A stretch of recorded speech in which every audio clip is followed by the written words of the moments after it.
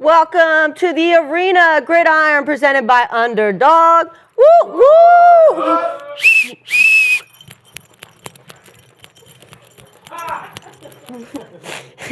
My name is Kinsey. I am your host. You can call me Coach Lasso today, but we got a fun Halloween episode, so I got to introduce my fellow boys. I'm a boy today. We got top 5 passer in the history of the UFC Trojans, and my man, B-Run!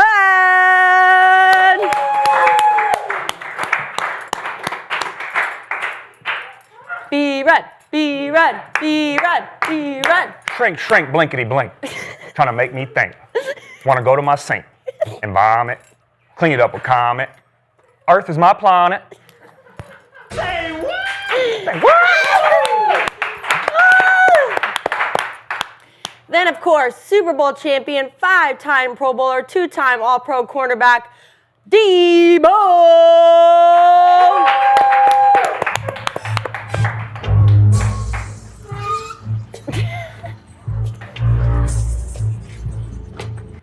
What's up, y'all? Yeah. What's up, C-Rabbit? What's up, Kinsey? You got on my 40, Kinsey. I just dabbed him up. And, of course, last but not least, one of the most prolific figures in the history of sports media and the man who's never lost a debate, Skip Bayless! LeBron James. LeBron James. Woo! Yes, yeah.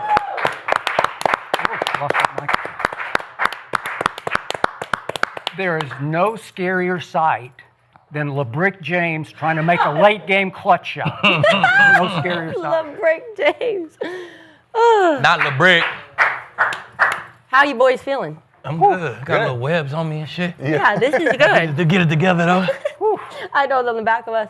All right, as always, you guys, this episode is presented by Underdog. And if you are new to Underdog, today is the day. Get $100 in bonus entries when you play just $5 with code GRID. Win or lose. We have been with Underdog for a long time, and trust me, it's the best offer they have ever had. Do not miss it. You can make picks right now in most states, including Georgia, Texas, California. So go support the show, claim your bonus, start playing with today with code GRID. Today, we are going to be talking so much fun, having a Halloween fun, but we've got Aiden Hutchinson, Patrick Mahomes, Steelers and the Colts, and so much more. But first, our very own Super Bowl champion, Aqib, Talib, the webs, caught himself into a little social media drama. Did I? Yeah, and you came on the show, do you remember, and you said that, a certain wide receiver has responded to one of your recent social media posts. This past week, our guy Aqib reflected on a game where Eli Manning and him had you spinning in circles. Right. Remember that guy? You said it was the hardest game in your career? Yeah, me versus Eli. Yeah. You want to see what Hakeem had to say about that? What he said? Let's check it out. What about What about that work you got at the line of scrimmage versus Prescott? Big cap. Hey, Knicks, big cap. We could pull the R22 now. You know that the R22 of that game does exist. No work at the line of scrimmage. Okay, but wait a second. When you said that, you were being humble to a fault. You were being self-deprecating. You were being self-critical. Yeah, He had a good game. Now he's piling on you. He had a great game. Okay, you already said it. Yeah. Eli had a great game. Okay. Knicks, You saying it wasn't Nick. Any receiver would have did that. Oh. It was Eli. Now you're getting the ball shot placement. back. You know what I'm saying? That's Okay. He a good receiver though, I guess. Yeah. Can you press? guess? Could you press Nick? I was jamming the shit out Knicks that game. The R22, it exists. He is bigger than you are. Yeah, he a big guy. Yeah, big receiver. Yeah. And I was in that throat. Okay. Good. For real. Love it. So you give that all to Manning. That was nothing about He threw Nick. me 9 fades. He probably caught like 4 of them. So I'm a glass half full guy. Skip. Yeah, I know. I stopped 5 fades. You feel me? Yeah. Had like 5 pass break. I think I might have had a pick that game that they said hit the ground. Okay. On one of the times I jammed him up, he ran a slant. I think I picked it. Yeah, They said it hit the ground. You already took the blame as that was your worst game ever. It was. Okay. Yeah. Right? cool. Okay. So. But the work on the line of scrimmage though, I don't remember that. Okay. He just likes to, keep his name in Yeah, his he mouth, just right? he wants He wants some something to fun, say. some Twitter. It's all good. All right, all right. Well, I'm sure you got him. Let's get into the show because Lamar Jackson, this man missed a month off of football, and he has 14 touchdowns. That's more touchdowns than potential MVP, your guy, Baker Mayfield, Daniel Jones, and Josh Allen. He missed a month. So he is back like he never left. This man will put his entire team on his back. So, Skip, I need to know. Yeah. What shot do you give the Ravens to win the North?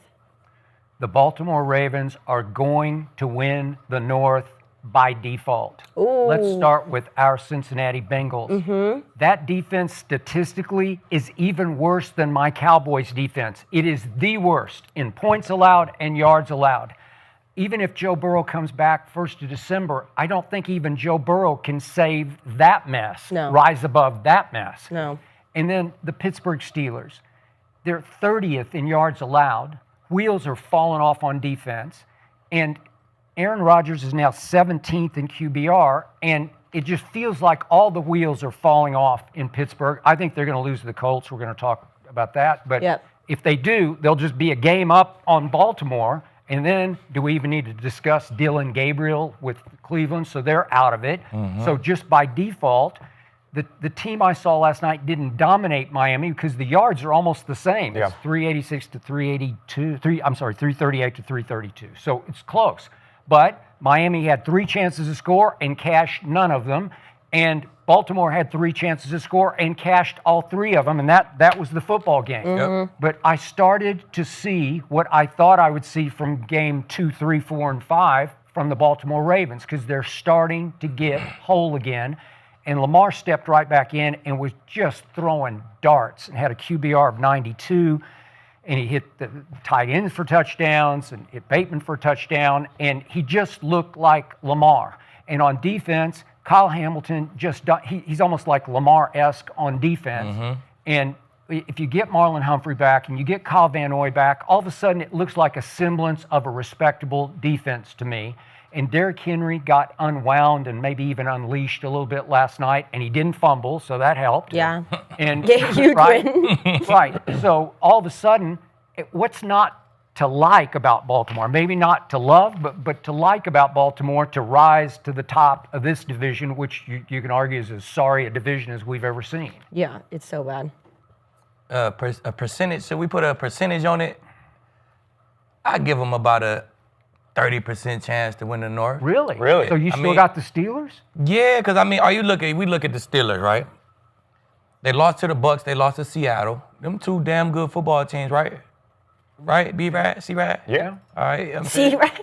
Yeah. Flacco, they lost to Flacco when Flacco played out of his mind, right? Mm-hmm. That's about as good as Bengals team we're going to see. Okay. Them they 3 losses this year. So I wouldn't put them as a bad football team like you do. You put them as like, this is a bad football team, the wheels are falling off.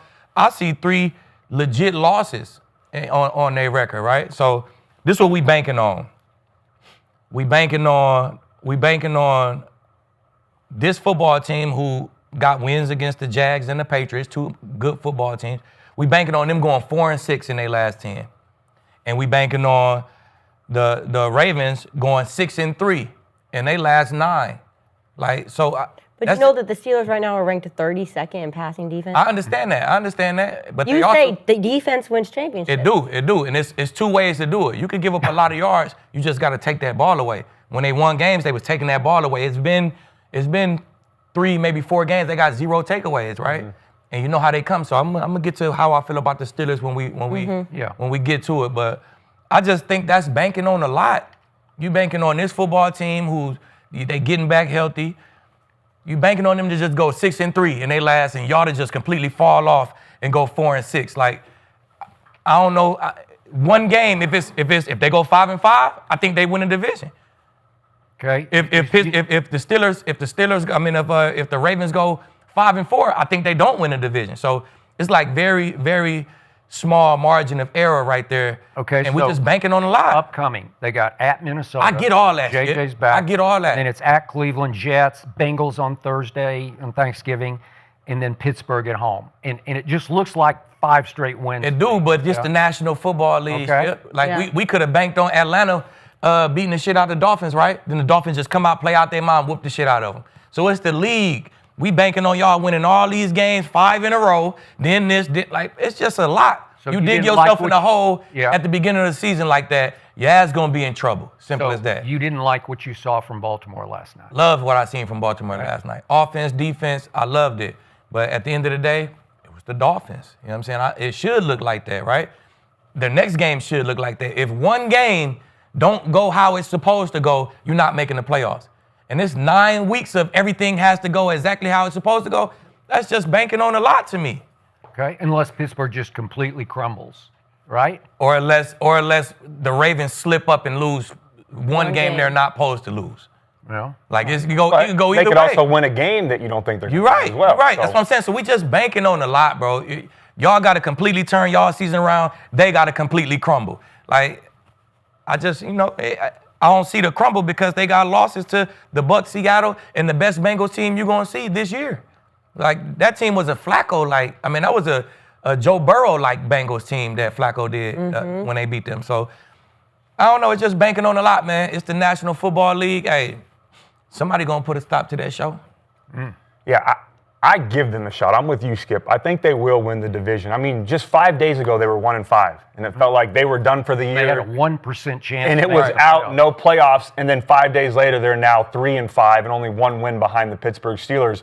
If they can continue to stay healthy and play like they did last night, they got to get better. It wasn't great last night, but it got better. And that's what you want to see from the Ravens right now while they're getting healthy. If they can keep that up, I think they can win 6 games down the stretch. I think they can, and that can get them. If they win 6 games, that'll get them to 9-8. Yep. Maybe 7, get them to 10-7 if they steal a game here or there. But the reason I think the Ravens get to the playoffs or they win the AFC North is I'm with you because the rest of the division. The Browns are out. They have no shot. The Bengals right now, it's a tough one because they're 3-5. Right. They just lost to the Jets. That was crucial was for them. That was a game game over, that they game could over. not lose right now for the Bengals to have a chance. And now you have Joe Flacco, who has an AC joint injury in his throwing shoulder, not his left shoulder, in his throwing shoulder. Yeah. He's 50-50 this week, and they don't know if he's going to play. They have a bye coming up, so he could get healthy. But now you're banking on Jake Browning coming in, and Bengals fans are just hoping he can get back to 2023 Jake Browning and maybe win 1 or 2 games. But we and then have when not Flacco seen that comes, this year. And you haven't seen that. But then Flacco comes back, maybe win a couple more, and then by the time Burrow gets back, will even be an opportunity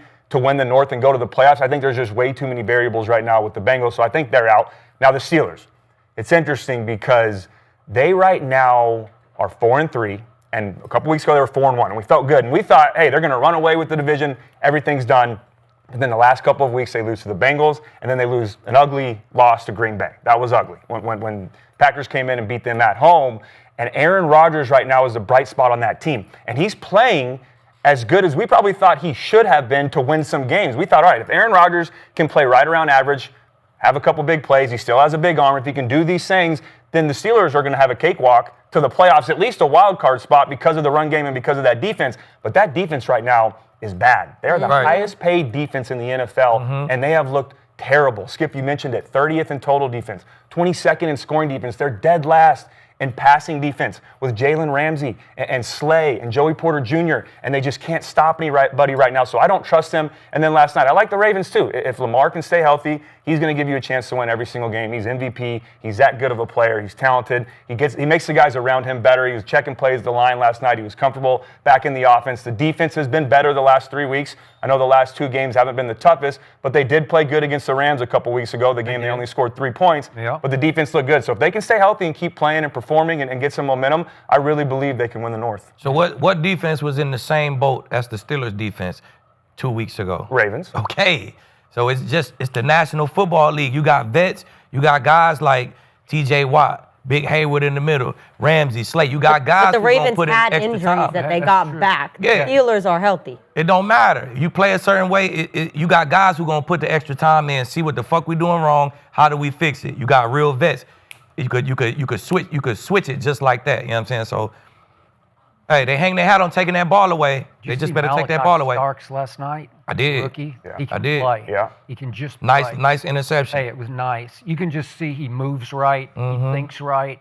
He's where he's supposed to be. Ball hawk. There's so much talent over there. The only reservation I have is they don't rush the passer like they used to. Those injuries were season-ending that knocked those guys Yeah. out. Yep. But but still. You know who else is a difference maker on that defense? Is Kyle Hamilton. You guys mentioned him briefly, but man, they love to blitz him off the edge. A couple times in that game, too.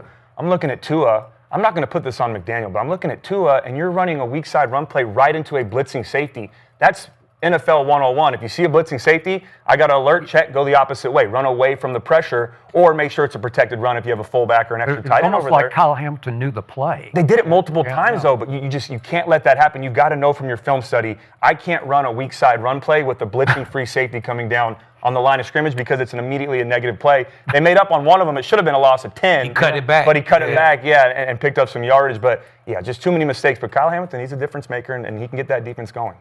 You know, I just got to say about Tua, I've never been a fan. I wasn't a fan before he got drafted.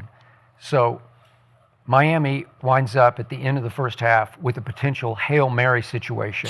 Terrible. And he can't throw a Hail Mary. He doesn't have enough arm Why would to you throw. even do it? That's what happens. I know. Come on, man. That's exactly what happened. I watched it. Then he just take a sack. And Take a sack. Get a could Ravens tell- defense 2 more And he points had, on my fantasy. I think he hitched 4 or 5 times. He had plenty of time to get it to the end the zone. Ravens defense? I'm with you, playing though. I against watched the that, Ravens. and I'm like, why? That's He great just season. laid down. Shit, He didn't they want to do scored it. like I think 20 points last to night. me, that's a quarterback that doesn't have confidence in his arm. He didn't want to Exactly. throw it and have it come up 10 yards short, and then he knows that's going to go viral, and people are going to talk shit about him to where he has a weak arm because that's already been the book on him. He took to a me, sack. yep, that's exactly what happened. Terrible, You bro. just can't. That cannot be your franchise quarterback. Doesn't have the arm to throw it to the end zone on the final play of the first half. Yeah. Okay. That would have been like a 60-yard throw, though. Okay, but anybody, listen, this guy in his heyday or right now, you could go make that throw in the backyard right now. Yeah, you got to be. I didn't have. No, I didn't, seriously. I didn't have the strongest Even arm him. ever, but I could 60, Malibu's I think my most longest ever wanted was to do this. 65, 67, something like that. But again, and look, But some McDaniels, guys. don't put me in that situation. That's You what- know that- I can't fucking. You know I can't. I ain't did it in practice. I ain't did it. I don't have this throw on tape. Why put me in that situation? Like I that's think just. he can though. That's the thing, Skip. Is I feel like he probably can. I don't. Maybe he just didn't want to try it in that situation, and if it Man. went wrong, then I'm like, all right, I got a clip going interception. bad about. But I'd expect Tua to be able to throw it 55, 60 yards, especially if you get a couple hitches into it. I mean, I would hope he could. Hey, I've told you, I know Dylan Gabriel, because I saw him at Oklahoma make that throw. He has a little bigger arm than Tua's, and he doesn't have enough arm to make it in this league. And I don't know, they're just kidding themselves. You know, you just keep trying and trying. Like, fire McDaniel. Okay, fine. And what about your quote-unquote franchise quarterback? Where are you going with him? It feels like they just need to start over. They do. Come on, man. They do all around. And yet, if you mentioned it, Mustache is hey, crazy. I keep kinda hard to- Mustache is crazy. kind Like, of hard who to is look that? at. I keep on looking right at the thinking, I know, mustache. same. That shit is crazy. Yeah. Same. But how did those Dolphins just 4 days earlier go just obliterate Atlanta at Atlanta? I don't I don't know. said it's the National Football League. National Football It League. is. Any- But But any even given the Sunday first schedule. quarter in this Dolphins-Ravens game, I Yeah. thought, they're okay. getting a little stride. They're moving. You know, Achan was getting some runs. I was. was like, He then was. boom. Then they start old getting false Dolphins starts back. and pre-snap penalties, and they start, that momentum starts swinging. So they didn't do that against Atlanta. They had Yeah. a smooth, Yeah, clean smooth. game executed. And Tua's best pass is a lead pass where he throws it in 1.5 seconds and hopes that Waddle can run under it, right? Yeah. Just throw it out there Yeah. somewhere as fast as you can and hope somebody can just go find it and get it. And they could have made it a closer game. They wasn't taking their points at the beginning of the game. They missed the field goal, Yeah. and they went for it. I was like, bro, just take your points. And then you go into halftime, it's 12 to 15 or 12 to 14. Yeah. Like, But when you're playing Lamar Jackson, you got to score points. I know they didn't play great in the Man, first half, you but gotta Lamar, take your points, they're bro. going for it on 4th and goal. They're finishing in the end zone. He finds Mark Andrews on a 4th Yeah. and goal rollout. Like you've got to match that. You've got to be you able don't to have score a guy points. in the red zone, a running quarterback shows up. That's where a running quarterback makes his money in the Yeah. red zone. You don't have that. Yeah. So take your fucking points. Keep this shit close. So you don't lose your team. You know what I'm saying? So Yeah. I don't know. I don't get it. I But don't you know get it. how you said the other day, if you're getting dressed before a game in the locker room and you got this guy at quarterback that you don't trust, you're thinking, we're done today. We don't have a shot. Yep. And if you have that guy at quarterback, you're thinking, We have we'll a figure out a way to Every win this game. game. Okay, so last night, if I'm getting dressed in the Ravens locker room, I'm thinking, he's back, and we got a shot, not just to win tonight, but to win a whole bunch of games. Yep. Because, newsflash, Lamar is really good. And you can just see in his body language, he knows he's better than anybody on the field.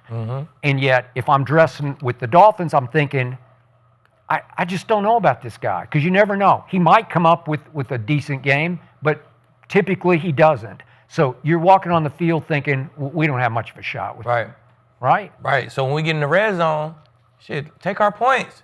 Maybe if I go into halftime, it's 9-15 or 9-14. I'm like, all right, hey, here we go, y'all boys. If I go into halftime and it's 3-14, I'm like, bro, here we go again. Like, you know what I'm saying? So take your fucking point. You think that had anything to do, though, with their kicker missing a 34-yarder? And they thought, all right, I'm not kicking it anymore. We're gonna start going for it and at least try to put some points on the board. That was a tough. I can't play if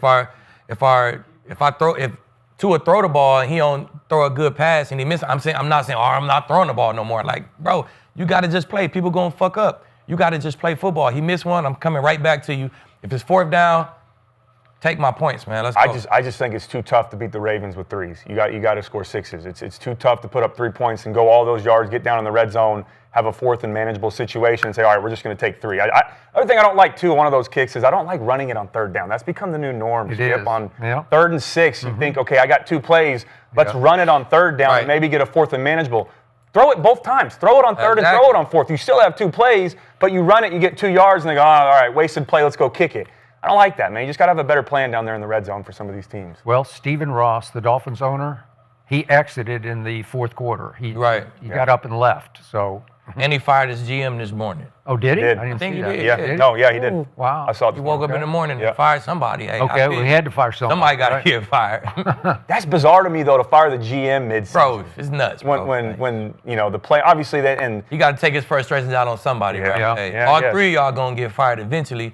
I'm starting with your ass. Because that was Thursday night football solo stage. Everybody's watching. At home. It was terrible. Yeah, the crowd. Did you hear? I mean, I know you guys heard it, but the crowd booing almost after every possession in the second half, and Tua throwing check downs on 3rd. Then the other thing was the Ravens fans took it over last night. Shit, it and went hard. Tua said after the game he was having cadence problems because of the Ravens fans in Miami. Yeah. What?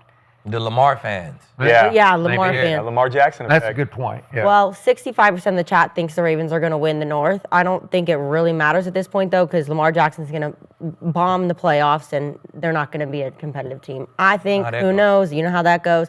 But, Aqib, did you know that you're a social media star? People love you. I didn't. I didn't. Debo. I enjoy it, though, You love it? Yeah, I enjoy it. You went viral again. Did I? Yeah, so we're going to talk about that because, you lit up the internet. I mean, controversial because you said that Bo Nix is the best QB in his class. That's better than Drake May, better than Jaden Daniels.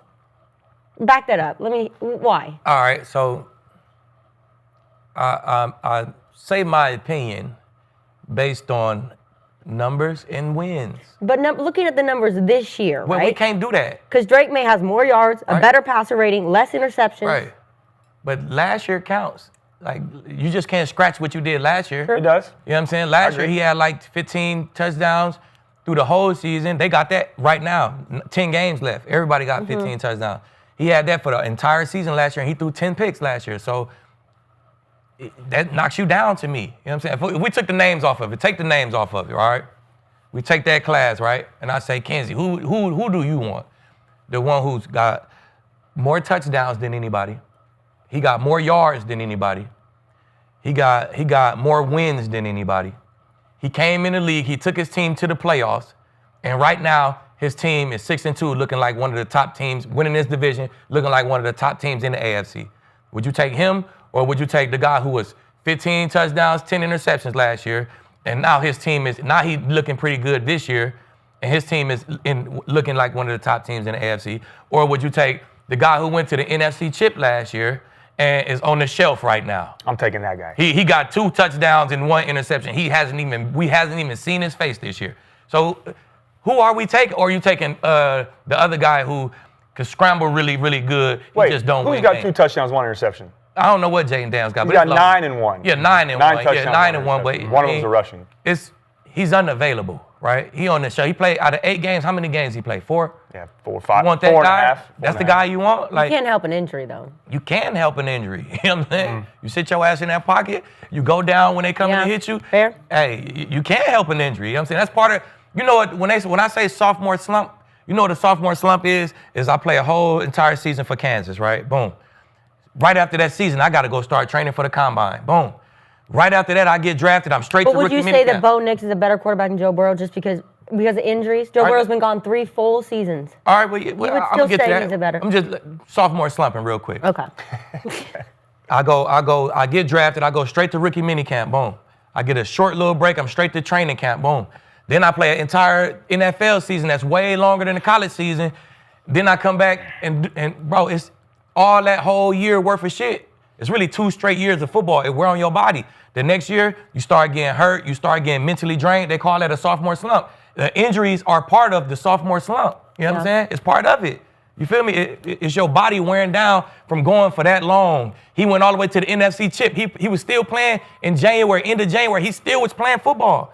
Like, that's part of the sophomore slump that I'm talking about. You know what I'm saying? So it is what it is. I feel like if you take the names off of it and you just lay it out there, most people would pick player A, the one who got the most yards, the most touchdowns, the most wins. He took his team to the playoffs, and his team is one of the best teams in the AFC right now. Who wouldn't take that? If we took the names off him, who wouldn't take that guy? I mean, he does have the most interceptions as well. All right, And not the best but his interceptions are not translating to losses because he got the most wins. Because he went to the playoffs, and now they 6-2. They still one of the top teams in the AFC. He also has one of the best defenses in the league.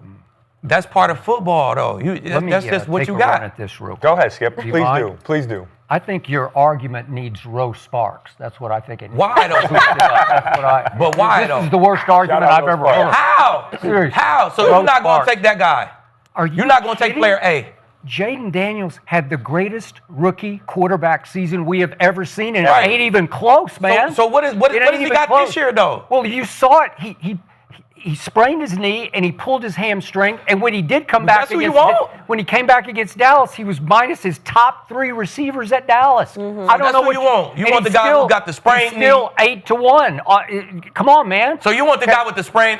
That's just me. I don't want my quarterback hurt. I want the guy I saw last year who just ended this argument. But It's you like don't got the guy you saw last year. Okay, yes, Skip. I do. No, He you did don't. that. Okay, wait a second. You got wait a guy second. in the training room, Skip. All right, Your okay. guy from last year is in the training So you room. think because of Terrible injury it's gone, though? That's not in the tank anymore. Okay. That's not there. Come on, man. But we gotta just say what the facts is, bro. Okay. You got a running quarterback and he's hurt right now. I don't want that. Time out. We just got to refresh your memory quickly on what Jaden Daniels did last year as a rookie quarterback. He scored the most points ever. His offense for a rookie quarterback, most ever. He had the highest completion percentage of any rookie quarterback ever because, as you know, it's hard to play rookie quarterback in the National Football League. Extremely. And it's easy to throw hella screens Okay. if I'm with He had the with most that OC. rushing yards of any rookie quarterback ever. That's why his ass on the average- shelf right now, Skip. Okay. That's why he on the shelf. Here's the capper. Last year, as a rookie quarterback, he threw 12 touchdown passes in the fourth quarter and overtime, including 5 of those 12 in the last 30 seconds of the game. That's all-time clutch. That's the most by any quarterback ever, rookie or veteran. Nobody had ever done that before. And Bo did something nobody's ever done before either, right? He got the best comeback in NFL history. Okay? So what are we All talking right, about? he just did that against So what? against the worst defense in the National Football League. Here we Stop go. it. So Okay. and All Jaden right. Daniels played the worst defense in the National Football League twice last year. So Jaden Daniels then goes to Tampa and wins the game 23-20 with a QBR of 78 and outplayed Baker Mayfield in that game. And had a Then- game-winning drive He at the did. very end. to kick the Game-winning field drive. Then he goes to Detroit. They're beat up on defense, I'll give you that. But it's 45-31, and he has a QBR of 91. And he won the fourth quarter. He and his offense won it 14-3 at Detroit. That's pretty great. They got wiped out at Philadelphia because Philly was just on a mission to go storm past Kansas City to win the Super Bowl. But in that game, he had a QBR of 82. So Jaden Daniels, the rookie quarterback, had by far the best QBR of any quarterback in the playoffs last year. Right. And for the regular season, he finished 4th, while your guy finished 18th. Right. That ain't And even who were the close. only 3 guys ahead Okay. of him? It was Josh Allen, Right. Lamar Jackson, I and get Joe all that. Burrow. I get all that last year shit. All right. If we were talking about who had the best rookie season, I would go Jaden Daniels. Okay, But that's not what we're talking about. But he Skip. showed you who he is and who he will be. Well, I'm showing you who he will be right now. Okay. You want to see? Let's go to the injury report and put that shit on the screen. Okay, I'll are you, say- go are you ahead. Put that on the predicting screen. he's always going to be hurt? I don't know. Well, all do I you? can do is go off right now. I'll bet he's not always hurt.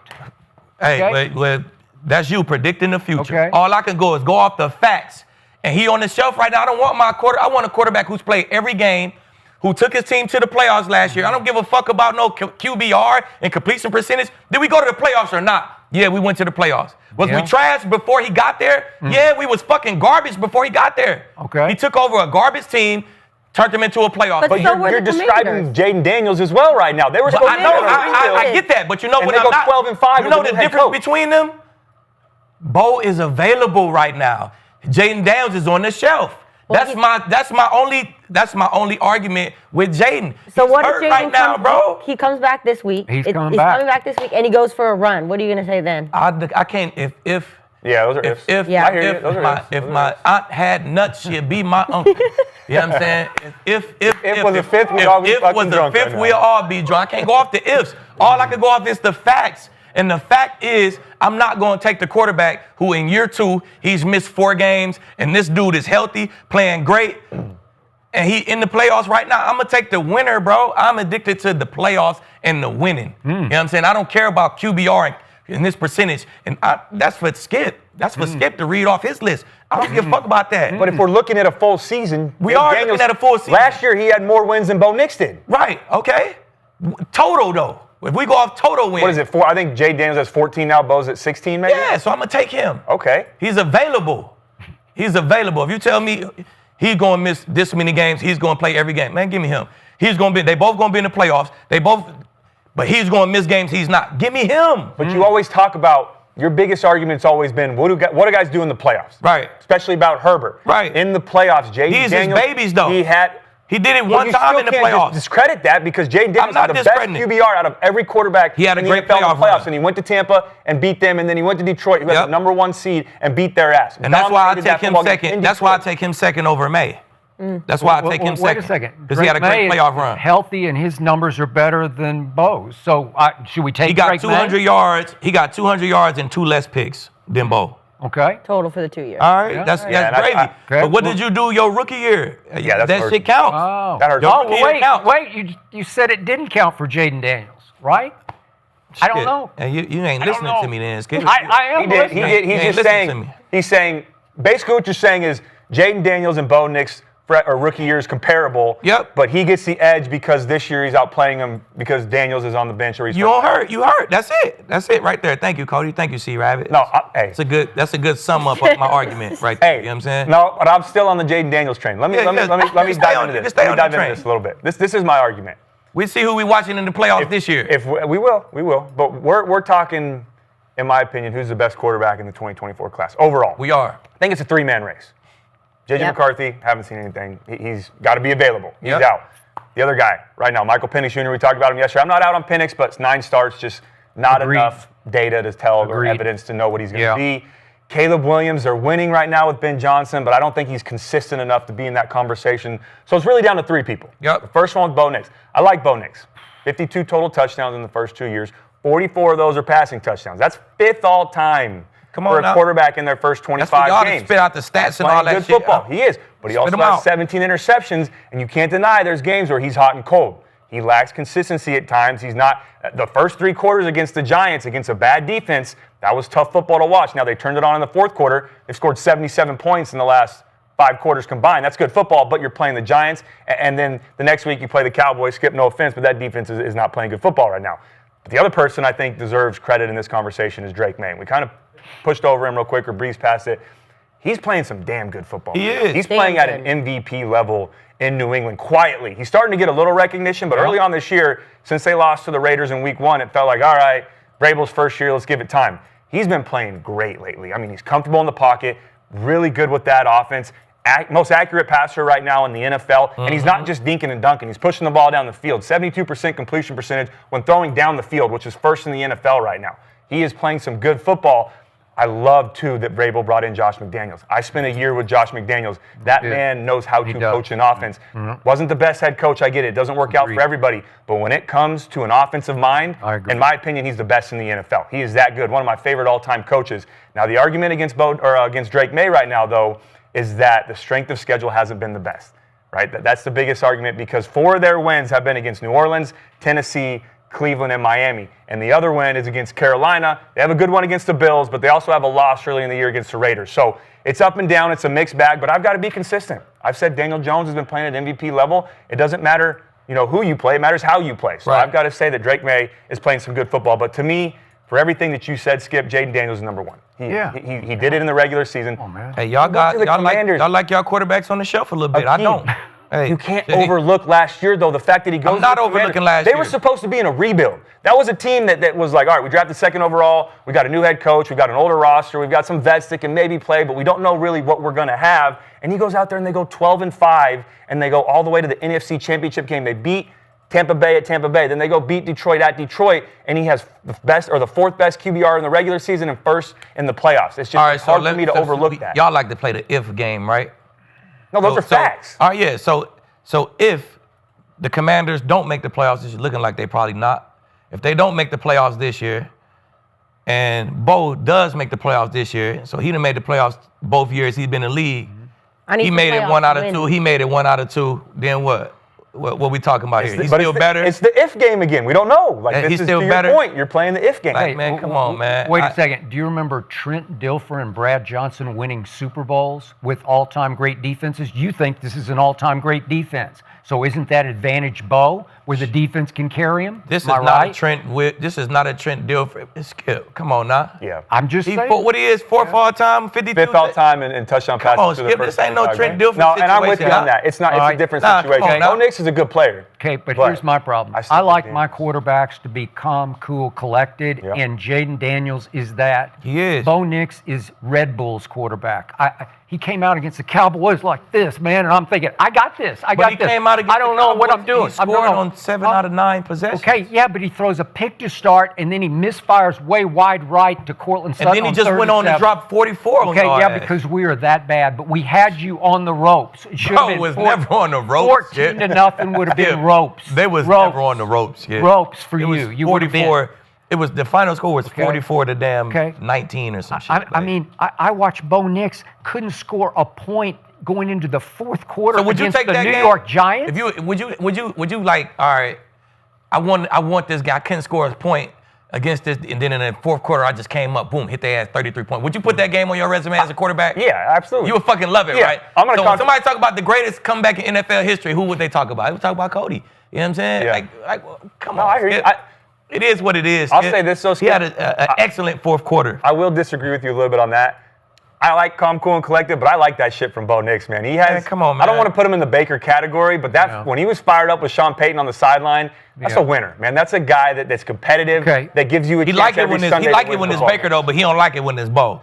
Okay. He don't like it when it's Bo though. He like it when it's Tom. No. But he don't like it when it's Bo. He's not to Baker and Tom and all that, but you see flashes of it when it comes to his competitive drive. Okay, you talked about Josh McDaniels. Yes. Your head coach is the all-time quarterback maker because, listen, Drew Brees was having a hard time until he hooked up with Sean Payton. Right. He was. He wasn't that guy in San Diego, and then he had a shoulder issue.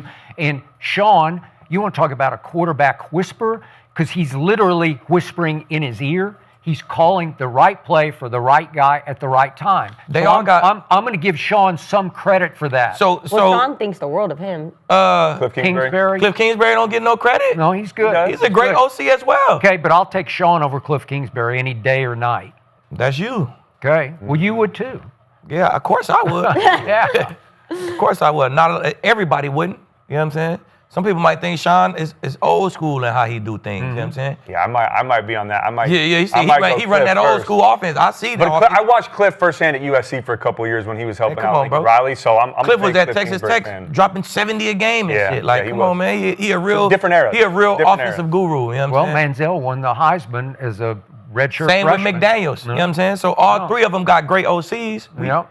Yeah, but Sean is literally in charge of it, and he handpicked Bo when nobody else really wanted Bo nearly that high. Yeah. And then he said, watch this, watch what I'm going to do. And look what he's doing. Is Bo not in the perfect place at the perfect time? They all are in the perfect place at the perfect time. Yeah. All three of them. I'm not all sure three of the Jaden guys. is. And now Caleb Williams, he is too. He got being. Like, they all are in But excellent situations right now. Look what the Commanders management just did. They said, let's go old.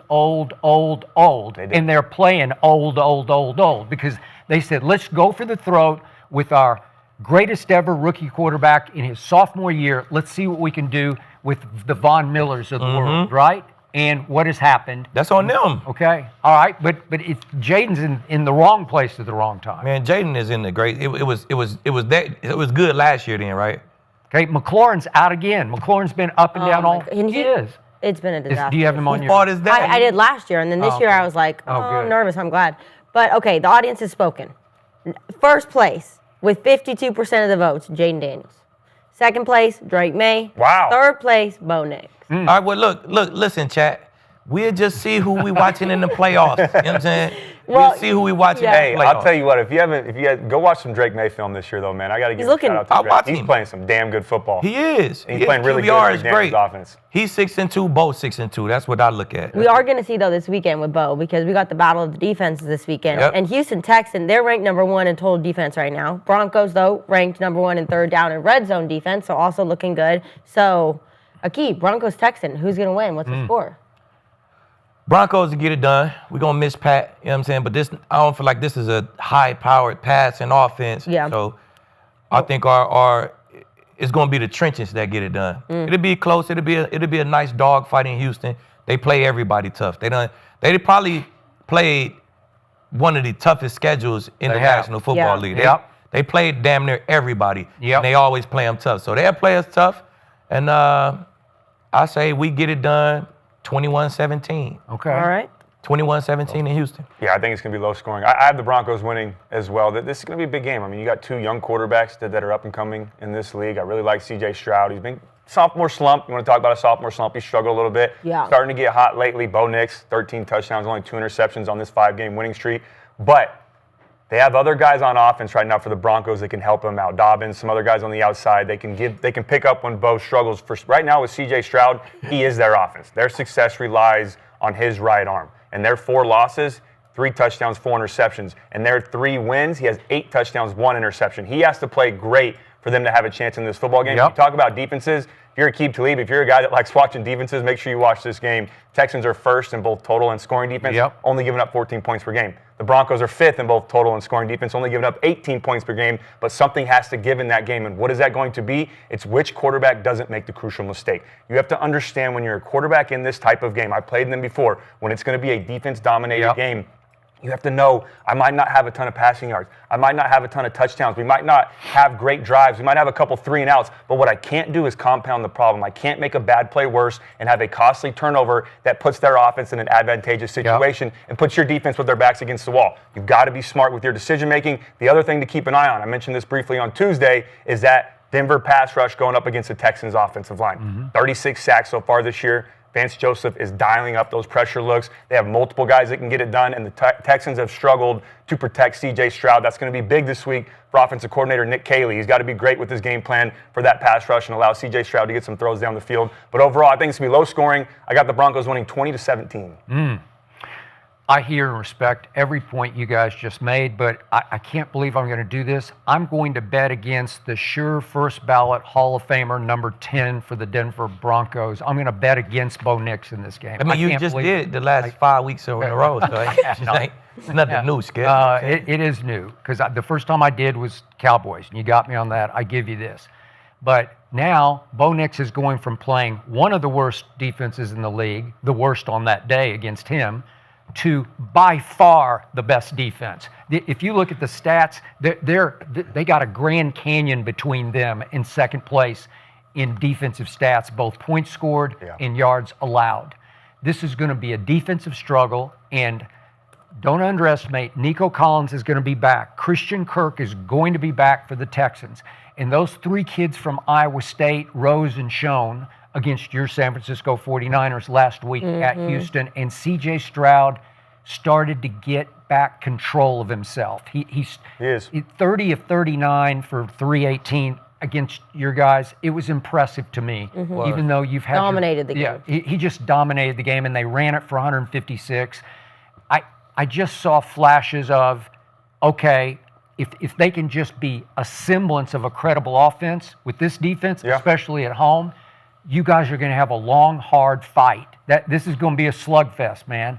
And I think the home team can win this one. I'm going to go 23-20 home team over the great Bo Nix. And I'm a fool for betting against Bo Nix because I'm sure he'll be 5 touchdowns to no interceptions the way he was against Dallas. But I just got a feeling I'm going to stick with the home team Texans defense. Another thing to keep an eye on, too, in this game, if they do want to take some of that pressure off of C.J. Stroud, Nick Chubb, he's had some success. But Woody Marks, he's the good. rookie out of USC, Yeah. I watched him play.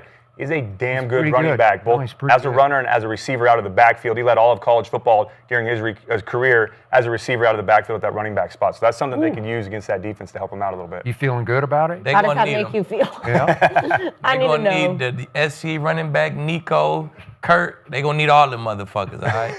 That O-line better buckle up. All right. That's where we win games at, in the trenches. You want to increase your spread of your score a little bit? What's the spread? You did 21-17. Yeah. I mean, what's The like Texans the are Oh, let me favored look, by yeah. a point and a half. Are The they? Texans are favorite? Yeah, at Oh, home. yeah, so what we doing, Skip? No. What we doing? I get my point? Come on, man. It's Bo Nix. He's the greatest. We just go off what But he's underdogs the best say. quarterback in his class. Hey, we just go off what underdogs You say. should give me 7 in this game. Come on, Skip. Well, come on. After what they did to We just go Dallas? off what underdogs. They the experts. Come on. We ain't the Seriously? underdogs, the experts. We just go off what they say. Yeah. They want to give me a point. Let me get my point. You don't need any points. You got Bo Nix, man. We could do a The head up. legend Bo Nix. We could bet a dinner though again since we even. Okay. Oh. I like to watch the game when I got to bet with Skip. I like me and Skip be texting on game day and shit. Y'all, it's great. You know what I'm saying? And you guys do always have We lots locked of in, picks. Skip? You guys All right, love I'll to just try. take it even.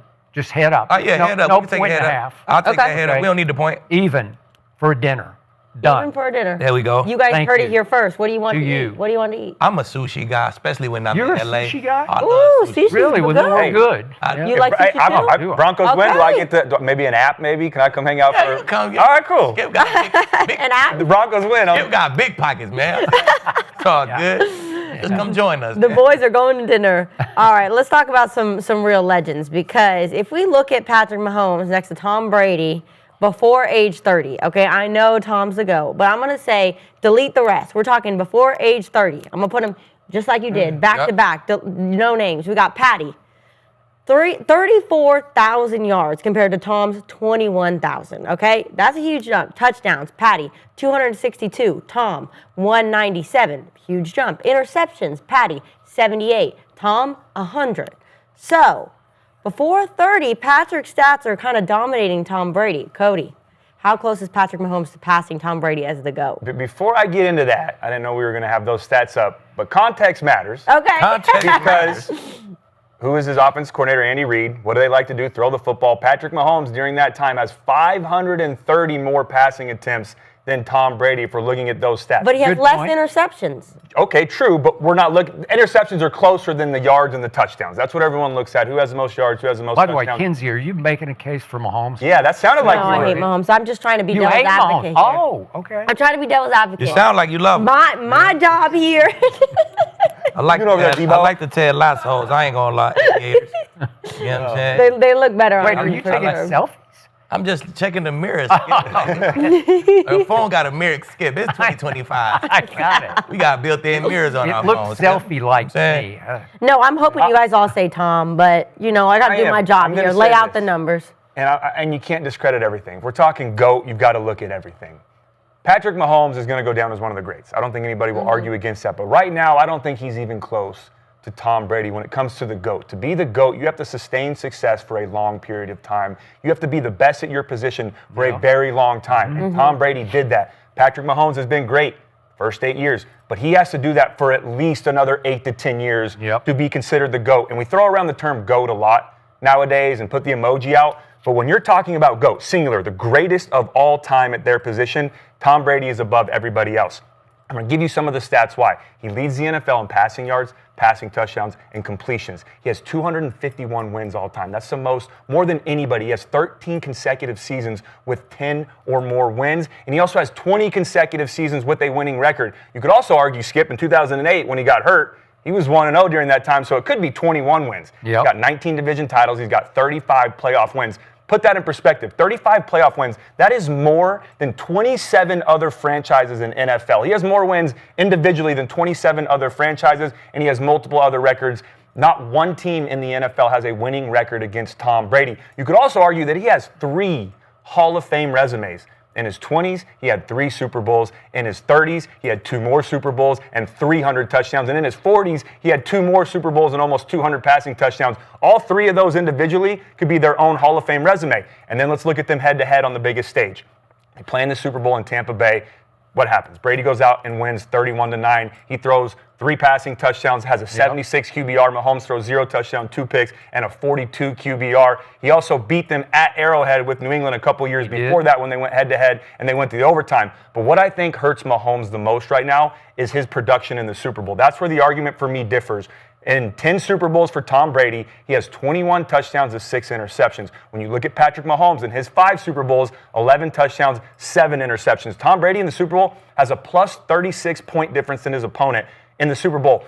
Patrick Mahomes, minus 23. His 2 losses have been very bad losses. Tom Brady's losses were close games to where he gave them a chance to win. So look, and I don't want it to sound like I'm sitting here. Okay, I want you to repeat that. In 10 Brady Super Bowls, he has 6 interceptions. Yes. In 5 Mahomes Super Bowls, he already 7. has 7 interceptions. And 11 touchdowns. Ball game though nowadays. But you could also argue, totally Skip, different game. it is, but you could argue too with those 11 touchdowns that he has, 2 of those were against the Eagles last year in garbage time in the 4th quarter. Right. So that could look a lot worse. They also head-to-head. And again, I don't want to sit here and sound like I'm disrespecting Patrick Mahomes. I am just saying when you're talking about the GOAT, when it comes to the GOAT, who is it, Skip? What's his name? It's Thomas Edward Patrick Brady Jr. You heard That it is here, the GOAT. folks. Cody is disrespecting Patrick Mahomes. Nah, hey, if we're talking GOAT, fine. You can say that. Aviators on? I'll take aviators off of this. You look sick in them. The question is, how close is Mahomes to passing him, right? It's not, it's clear. It's clear as day. Edward Brady Jr. Edward Brady Jr. That's my guy. You know what I'm saying? He's clearly the GOAT, right? So when we talk about who's close, all we can compare is what they've done through, like she said, before 30, first 8 years, right? That's all we can go off of. We can't judge the whole body of work for Tom and just 8 years of body of work for Mahomes because it's not done. Now, the moment Mahomes retires, now we put them side by side, we judge the full thing. True, okay. We can't do that right now. We can't. Because he's actively still balling, still the best quarterback in the league, right? So we got to stop it somewhere. If we just talking about who's close, I don't think he get no closer than what Mahomes has. So you look at over the first 8 years, they both got 3 chips. Mahomes got 5 appearances. Tom got 3 appearances. Mahomes got 3 Super Bowl MVPs. Tom got 2 Super Bowl MVPs. Mahomes got 2 season MVPs. Tom got 1 season MVP. Mahomes got 2 first-team All-Pros. Tom got 1 first-team All-Pro. And that's through their first 8 years. So if we talking about who's close, it don't get no fucking closer than that. Kinsey just told you the numbers, the passing yards, passing touchdowns. And if we look at Tom's first 3 touchdowns, first 3 Super Bowls, was he Superman in those? Was he, Skip? You know all the numbers like the back of your hand. I do. Was he though? Was he Superman? Yeah. Was he throwing for 300? No, the numbers was different. If you got a ring, if you got a ring on your finger, you're Superman. Okay. Okay, but not. Patty's not got You talking about a loss? Well, this loss was greater than this loss. If you lost the bitch, then you lost the bitch. Okay, you know what I'm saying? but in the second one, he threw a party on Carolina. Yeah. Jake Delhomme, right? And he was the MVP runaway. Yeah. And I thought he was sensational against Philly in the first Super absolutely Bowl. was. And they give it to the receiver, and I'm like, what? That was an early vote. Oh, you're talking about the early. I thought you were talking about the loss. Okay. We ain't talking about them. No, We're talking not about that one. No, the one. The one they gave to Edelman, that wasn't his in first Jacksonville against Philadelphia. I was there. Yeah, no, I thought you were going to talk about the loss. No. No, I get what you're saying. No, Go back. they beat him the first time. Yes, Terrell yes. Owens tried to come back. You're saying why he didn't get the He MVP. should have got one, the one they gave Edelman against Atlanta too, but that's down the line. Right. I'm just saying, He had a great defense. No, he got that. I think He got that one. Yeah, he Oh, got did he? that He one. did. They gave it to him when he played, or they gave it to Edelman when they played the Rams. Yes. I'm thinking is when Edelman. Oh yeah, played. when he played the Rams. That's, Yeah. that's, Okay. I mean, because Tom, Tom scored 12 points. You know what I'm saying? Yeah, It you wasn't his know. best- It wasn't his best Super Bowl. He scored Okay. 12 points in that game. You know what I'm saying? So all I'm saying is through 8 years, if anybody is close, you got to say Mahomes is on his ass, right? Well, I think you're trying to make the case that he's passed his ass. I mean, if right? you just compare their first 8 years, right? Yeah. He's We're on talking pace. Put it like pre-30. this. He's on pace to have a better career than Tom, ain't he? You want to make that case? That's what I'm saying. I just made it. Ain't You we just asking put the me? numbers. We put all their numbers for the first 8 years. Boom, side by side, 8-year comparison. Mahomes is really better, is he not?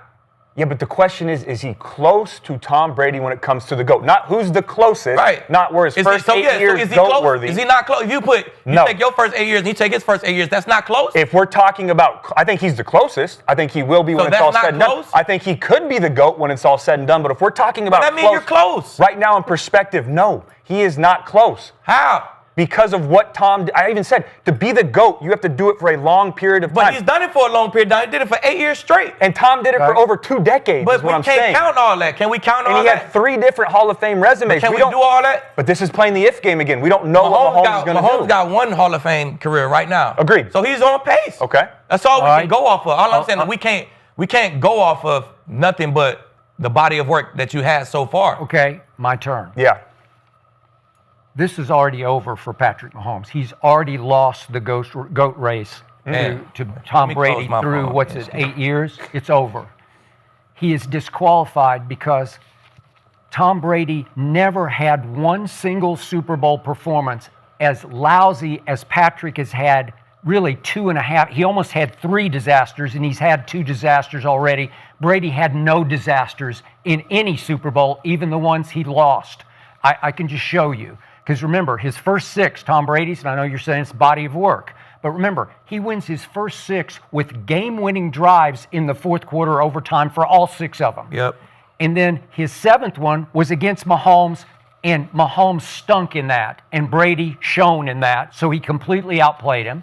And then, to your point, there was the AFC Championship game when at Kansas City in the cold, at Arrowhead, Tom Brady, they win the coin flip in overtime. He converted 3 straight 3rd and 10s. It's impossible. You know it and I know it. If you're playing corner on defense, you're saying there's no way he's going to get me again. 3 straight times they force him into 3rd and 10, and he goes, Edelman, Gronk. They go down, run it in, touchdown, game over, because that was the rule at that point, unfortunately. first quarter. Okay? Now, think about what Patrick Mahomes has done. Think about his first Super Bowl against your 49ers. It's 20-10 San Francisco, late 3rd quarter, and Mahomes throws an ugly Please don't interception. remind me. We just praised Okay, Tom wait. for his fourth quarter comeback, Okay, but he's wait a he second. get lashed for his. Okay, Like, what are think we about talking Patrick Mahomes. He throws a terrible interception. Y'all You move were that in fucking such bar trouble. so Now much. listen to me. Then we go into the fourth quarter. 3 minutes into the fourth quarter, Patrick Mahomes throws another ugly interception. It's still 20-10 San Francisco. And I'm thinking, this game is over. They get pushed back into 3rd and 15 from their 35. And Patrick Mahomes gets away with a rusher in his face, and he kind of throws a no-look. He just throws a flutter ball punt into the deep left flat. And somehow Tyreek comes back for it and waves for a fair catch and catches it for a big gain that saves the game. If your quarterback was not Jimmy Garoppolo in the fourth quarter of that game, guess who's going to win the game?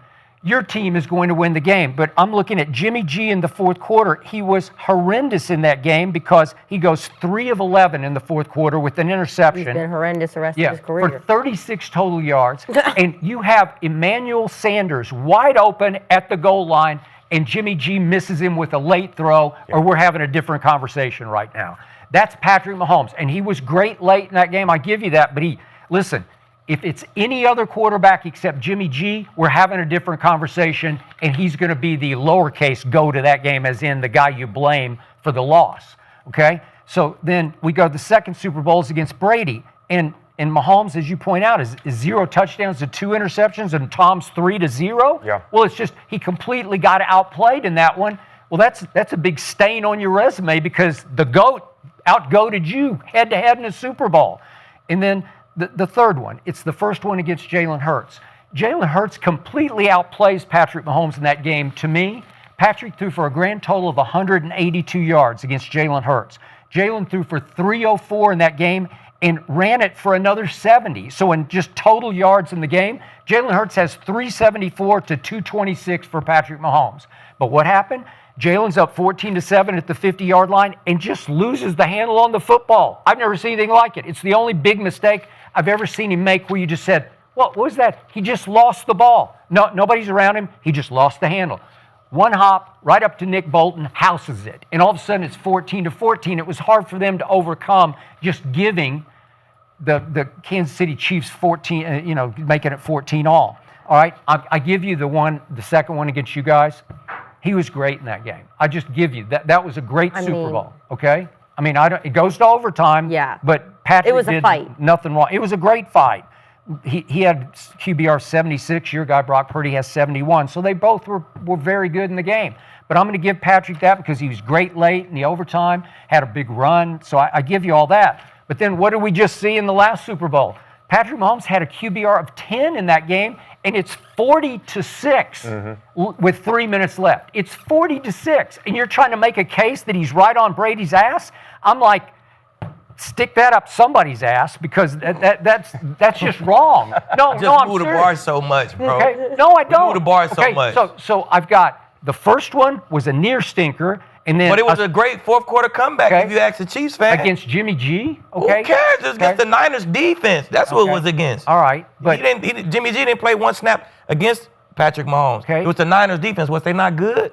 yeah, they were very All right. good. He had a fourth quarter win right there. Okay, I got it, but they completely bust the coverage. Ask Richard Sherman. All right, so look, so we have hadn't a gotten over completely that. different conversation. Jared Goff missed Brandon Cooks in our game. Wide ass open. He missed him. He did. That'd be we could be having a different conversation. We held time to 12. What did he score? 12? Okay, but when it was He had time 12 for him to points. go score 7, he went and scored 7. He on did. Well, maybe Okay. we're having a different conversation if Jared Goff hit Brandon Cooks then. Okay, all right. So how do you explain that Patrick Mahomes head-to-head with Brady stunk, and Patrick Mahomes in the second Jalen Eagles Super Bowl stunk? How do you explain that? You stink sometimes Okay? as quarterback. Okay, but They this is a GOAT discussion, like Tom come on, man. support too. That's the difference right there. When did he stink in a Super When he Bowl? scored 12 points against us. He was We beautiful. felt on defense, we felt like, damn, we Okay. should have fucking won that game. Okay, if but- Tom got 12, that's a stinking Tom right there. Okay, You know what I'm but saying? he- That's not a regular Tom Brady right there. We felt like we should have won. Okay, but he made one great late throw to Gronkowski did. to set up the touchdown. It was just beautiful. It's just It was. okay. And in the first baby Eli, safety over there, too. Eli Super Bowl that Tom lost, he drives them 80 yards, hits Randy Moss for the touchdown that makes it 14-10 New England. Yep. And now it's up to your guy Belichick. He You did got what to he's supposed stop to do. him. And Eli goes 75 yards. He needed a touchdown, not a field goal, and he goes 75 yards for a touchdown. But he had a Hail Mary, a close He's your eyes. stuck in the face mask. Yeah, so Okay. don't move okay. the bar, Skip. All right, and then in You feel me? in the second Eli Super Bowl, it's just nip tuck down the stretch, and Brady made a throw that I will grant you was not the best throw he ever made to Wes Welker up the seam. It's a route that Welker rarely ran. He sort of wrong-sided him because he's trying to keep it away from the safety, and Wes had to turn on the fly, but he turned and got both hands on the ball and didn't catch it. If he catches it, they're going to win the game. It was a one-throw game, and that was the end of that. And I'm not discrediting Tom Brady. Okay, and let me just finish. So Tom loses then the second Philly Super Bowl to Nick Foles, the backup quarterback, when Tom Brady threw for an all-time playoff record 505 yards. 505 and put up 33 on a top 5 defense. And Belichick's defense, his vaunted defense, with Malcolm Butler mysteriously, inexplicably benched, they score 41 on Bill Belichick. It's 41-33. And go look at the end of that game. I was there in person for that game. Okay, do you remember the last throw of the game? Brady throws it into the end zone, sort of a Hail Mary to Gronk, and Gronk is being tackled by 3 Eagles, and it hits him in the hands, and he can't hold on. If he catches it, they're going to go for 2 to tie the game at 41. Okay, so show me a bad Brady Super Bowl where you just say, oh, he stunk in that one. He threw 3 picks or whatever. You can't find it. And that's to what Skip is saying. My whole point on that is we could sit here and talk about how great Mahomes is too. We could absolutely do that. Of course we can. We can, and I did it the other day on Tuesday. So I don't want it to sound like I'm saying Patrick Mahomes isn't that guy, because he is that guy. But when you put the word GOAT into the conversation, that's where you have to be able to defend Brady by everything that he's done better than Mahomes. I know we still have a long time to go with Mahomes' career. Hopefully he stays healthy and plays great for however long he plays. But to say he's close to Tom Brady as the GOAT, I think that you can't say that. So so nobody's close then, right? Nobody's close. No. So if it was one person who's got a chance, who got a living chance right now. 15. So that's all I'm saying. 15. He's not close, but he's got a chance. If Deion Sanders had 50 picks and through his first 8 years he had 25 and 8 touchdowns, and I'm now at 35 and 9 touchdowns through my first 8 years, how am I not close? How am I not on his ass? The audience has spoken, and they say 55% agree that Patrick will pass Tom Brady as the GOAT. Ridiculous. So thank you, Chad. They're riding with Keem on this one, Thank you, barely Chad. though, very close. Yeah, no, I can. Very, very close. But let's. That's an argument. I got to make one last point. It's just not Here's right the now. other thing, anti-Patrick on this. So he's in games pre-Super Bowl and playoff games pre-Super Bowl. Forget the Super Bowl. Patrick is 14-2, but of those 16 games, 14 were at our Arrowhead because he's played in a pretty lousy AFC West where they have dominated it. They have just feasted on the West. So every year, they're in position with the 1 seed where they're just going to play at home. And they're going to play at home, and they're going to play at home. The Patriots don't do that. Okay, well, I saw Brady go. The Jets. Okay, Brady went to Arrowhead and beat him at his own game. Yeah, that's 1 year. And Joe Burrow But beat the him, Patriots okay? dominate the AFC East for years. Yeah, 19 division titles. Like, what are you talking about, Skip? Okay. That's the same thing. Okay, but they didn't Home have game after home game after home game. Yeah, but they had to win. They had to go away a few times. The Chiefs has to. Yeah. They had to go win a Twice. game in Buffalo. They did. All right, And they had to go win a game at Baltimore, and they did. Aqib's GOAT is heading to the Bills Mafia this weekend, and so they've kind of struggled in the past playing the Bills in the regular season, not the postseason. Yep. So I want to do a little head count. Who do we have winning this game? What's the score, Aqib? I'm going to ride with the Chiefs. Okay. I think they're going to have some added juice, like I said before, because they never won there. Not never, but they haven't won there in so long. So I think they have some added juice, you know. And Big Red, they had the guys ready to go. I think Butker win the game. You like Patrick Mahomes and the Chiefs. I think they're damn good for. How can you not? Okay. They're the ones set the AFC 7 straight. Like, come on, bro. I'll let the guys rattle off the numbers if you want to hear them. You know what I'm saying? The guys can rattle them off if you want to hear them. I'm good on it. But they're a damn good football team, and I think when it's so lopsided like that, NFL guys, real pros, they accept that challenge. You know what I'm saying? They don't want to go in there and lose a fucking game. So they're going to come like they back against the wall. You're going to get a damn good game by the Chiefs. And I think the Bills play a tough game. They run the ball a little bit, and Butker get it done at the end, 27-24. 27-24. Cody? Yeah, I have 27-24 also, but I have the Bills winning Ooh. at home. Two things that work in their favor. One is that it is at home. They're 3-1 this year at home, 30 points per game on offense. They're playing some good football. Except for Drake May. All right. Yeah, except for Drake May. Drake May's that one loss. Yep. But the other factor is that it's in the regular season. Since 2018, when Mahomes and Allen have taken over as starting quarterbacks, they played each other 9 times. The Bills have won 4 times. All 4 of them are in the regular season. That's right. They are regular season demons. They know how to beat the Chiefs during the regular season. I think they're going to do it again.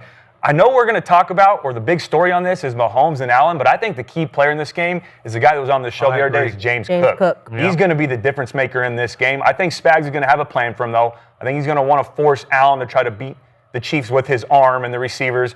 The receivers I don't love, but I do love those 2 tight ends, Knox and Kincaid. I think those will be 2 big players in this game. And then defensively for the Bills, it's not the initial play, it's the improvisation play. You got to be able to stop Patrick Mahomes. He's good in the pocket initially, but when the play breaks down, that's when he becomes great. When he can improvise and get outside the pocket, got to be great with their rush lanes. And DBs, you have to know when you play Mahomes, you're not covering for 3 or 4 seconds, you're covering for 7 or 8 seconds.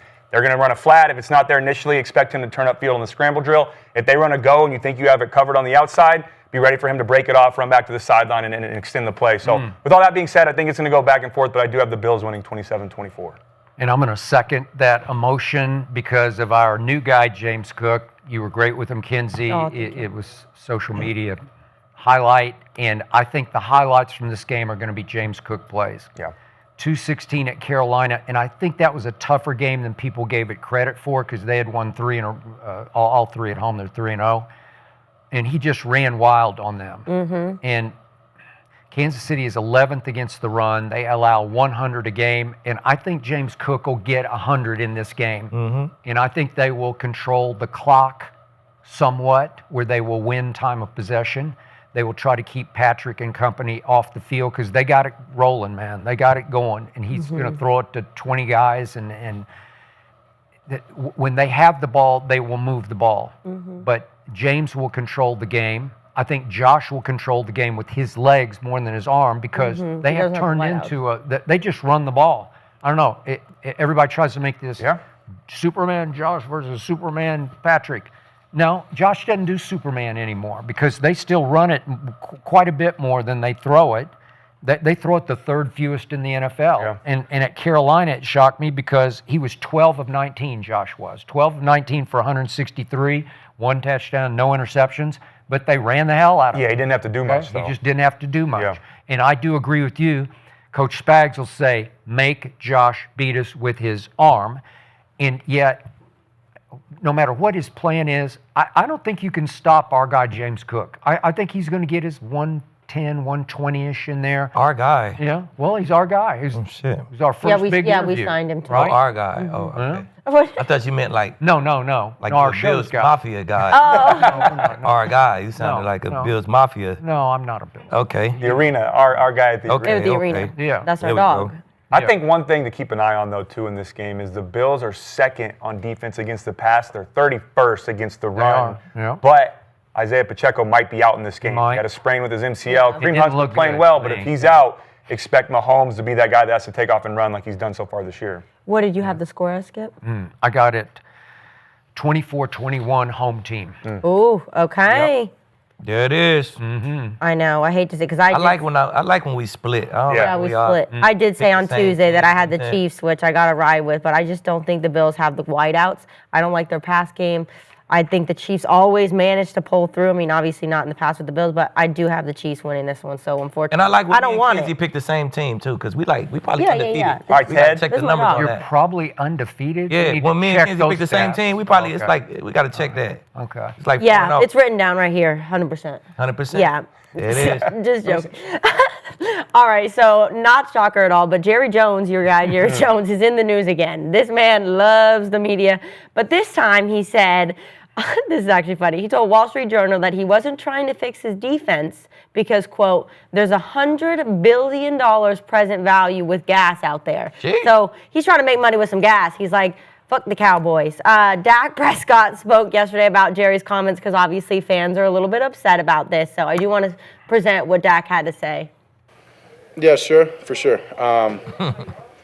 Right, you read the comment, and being honest with you, I don't know the full context of it. I do know that a piece of it, and but being a fan and you just read that or hear that, yeah, of course. Especially right as many fans are and do, and thankful that they do live and breathe by this team, and they feel like their jobs are, you know what I mean, putting all their effort into this. So yeah, that can definitely be frustrating. But in that sense, I would just say like the guy's never really lied about who he is or what he's trying to do, and I think right there is just, I mean, hopefully he was talking about in that one particular moment. You know, maybe in those 5 minutes, this is what he was alluding to, and having a chance at $100 billion opportunity. I think you might take 5 minutes as well and go answer a call. So hopefully that's what he means, right? And but I can see I can be frustrating. So Skip, how do you feel about Dak responding that way? I'm going to reiterate what he just said about Okay. his owner of the Dallas Cowboys. The money quote, so to speak, was the guy has never really lied about who he is or what he's trying to do.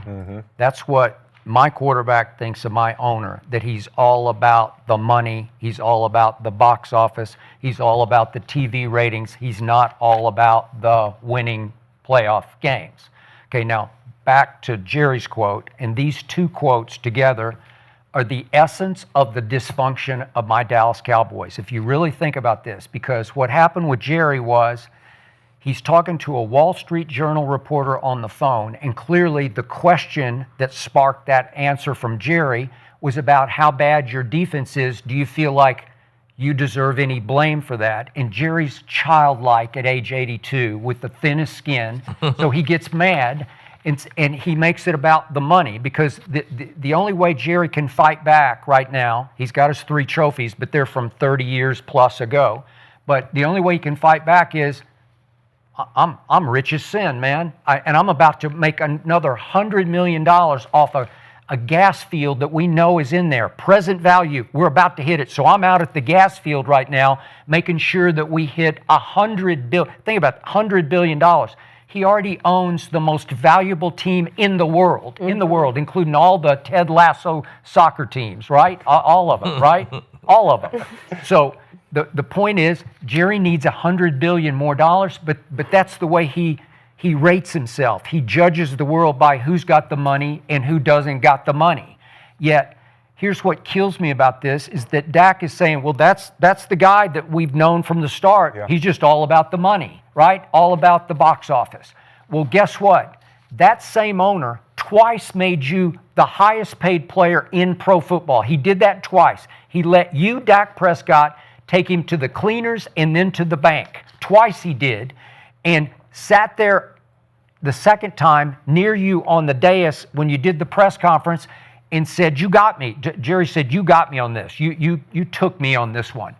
And they don't like each other. Dak has never liked Jerry. I don't think Jerry's ever liked Dak, except Dak is credibility. Dak, he knows that the world likes Dak, so the world will tune in to watch Dak. They'll still have the top 3 rated TV games this year in all of pro football.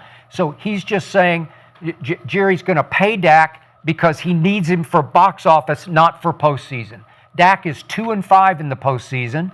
I've said a long time ago, they need to move in a new direction. If you care about going to go win a Super Bowl, you got to find somebody else.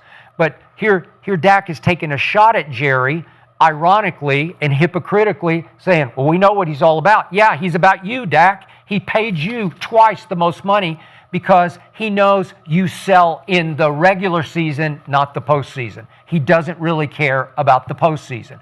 But if you back him up against the wall, some Wall Street Journal reporter, he's just going to say, I'm about to make $100 billion. What do I care about my defense? Don't blame me for the defense because I don't really care. And the truth is, Jerry's not hands-on anymore. Steven does the hands-on stuff, his son. Yeah. So I can't get real worked up about Jerry saying that, but this is sadly hypocritical for Dak to be shooting shots at the owner when Dak is the reason that we haven't been back to an NFC championship game in 30 years.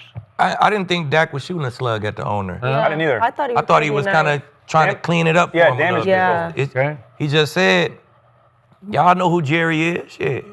He a rich motherfucker, you know what I'm saying?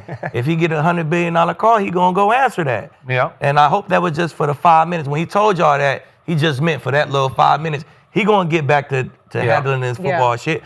That's how I took it from Dak. I didn't think it was a real slug. I thought it was a great response by the leader of the team, cleaning up his childlike owner's mess. You know what I'm saying? Jerry just spew out shit. You know how it is. You just start saying whatever you want. But what franchise quarterback calls the owner the guy? We know who the guy is, right? The guy? Man, hey, really? He the when guy. You got Jerry Jones. That's disrespectful. What else is he? He is the guy. The guy? He the guy. That's just kind of dismissive to me. If somebody called me the guy. No, you'd say Jerry. You just say Jerry. We know who Jerry is. Yeah. Right? But if somebody referred to me as the guy, I wouldn't be mad at that. No, but it's not capital T, capital G. It's just the guy, lowercase. We know who the guy is. It's dismissive. That's how you see it, Skip. Yeah. I see it as him saying, hey, man, we know who he is. He a rich motherfucker, man. And if you had a chance to have a 5-minute call about $100 billion, you'll do it too. So he'll get back to this football stuff. I thought he did a great job being a leader and cleaning it all up, in my opinion. That's what I thought seen his from tone was nice too. I think joked with the media a little bit. I thought it was cool. Yeah. I'll say this though, Skip, man. 1 week, you tie the Packers and you beat the Jets, and then you have a good game. Dak Prescott's MVP. The next week, you lose to the Broncos. He need to go. and he's the worst playoff quarterback of all time. I've dug in on that. You have. We're just talking about regular season. Yeah. You know, I want him to get us somewhere in the regular season where we have a chance.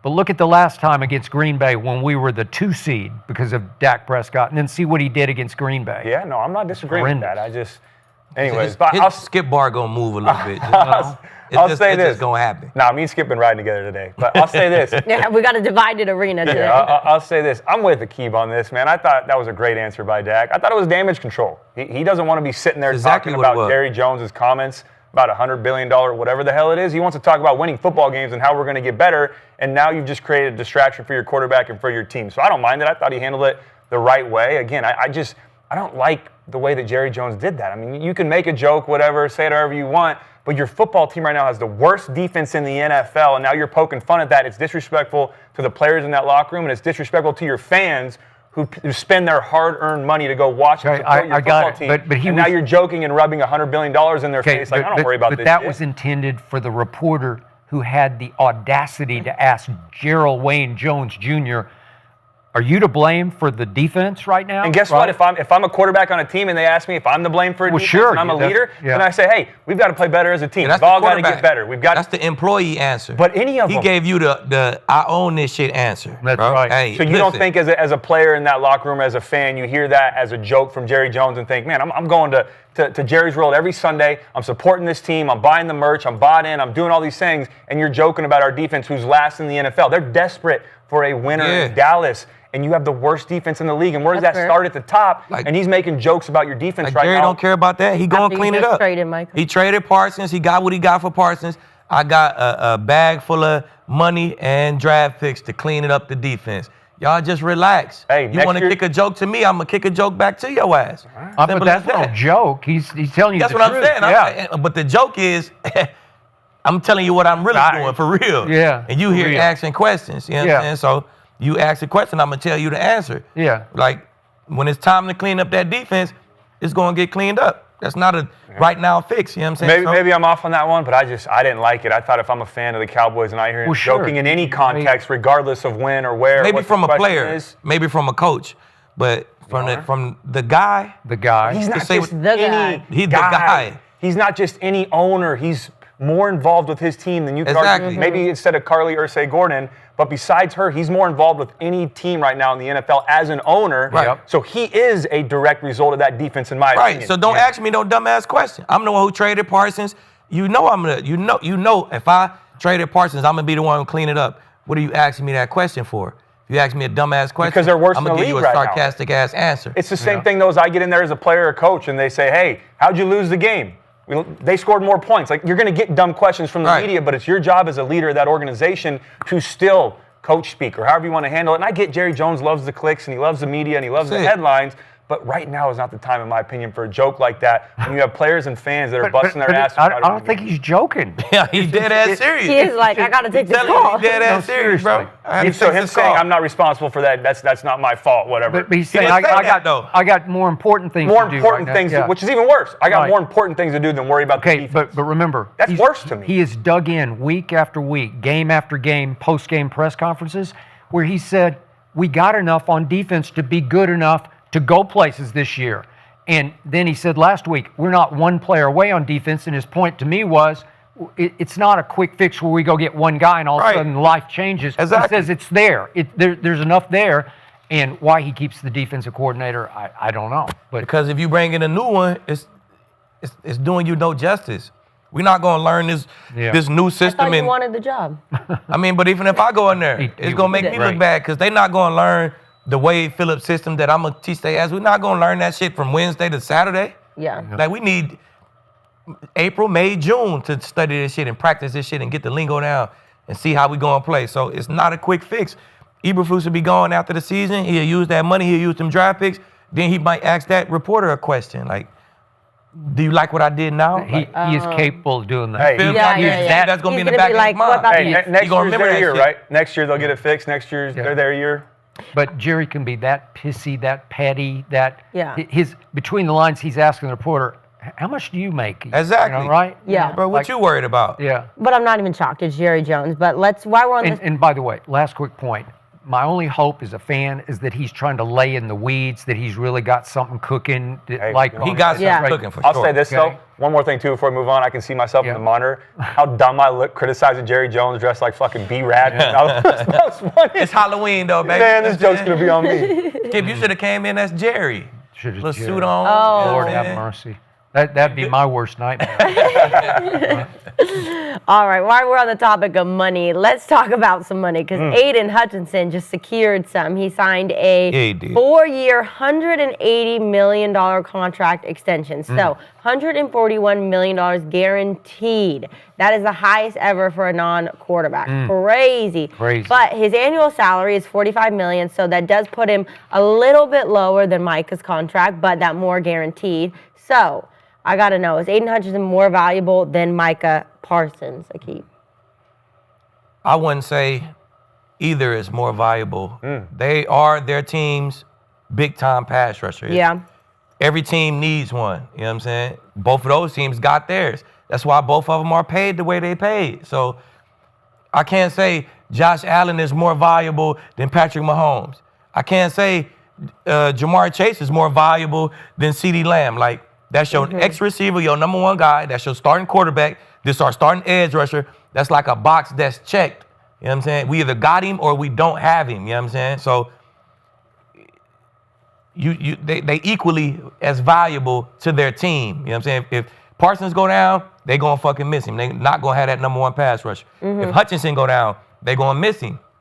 They're not gonna have that number one pass rusher. So the check says it all, man. It's tomato. You feel me? They both got a super big bag.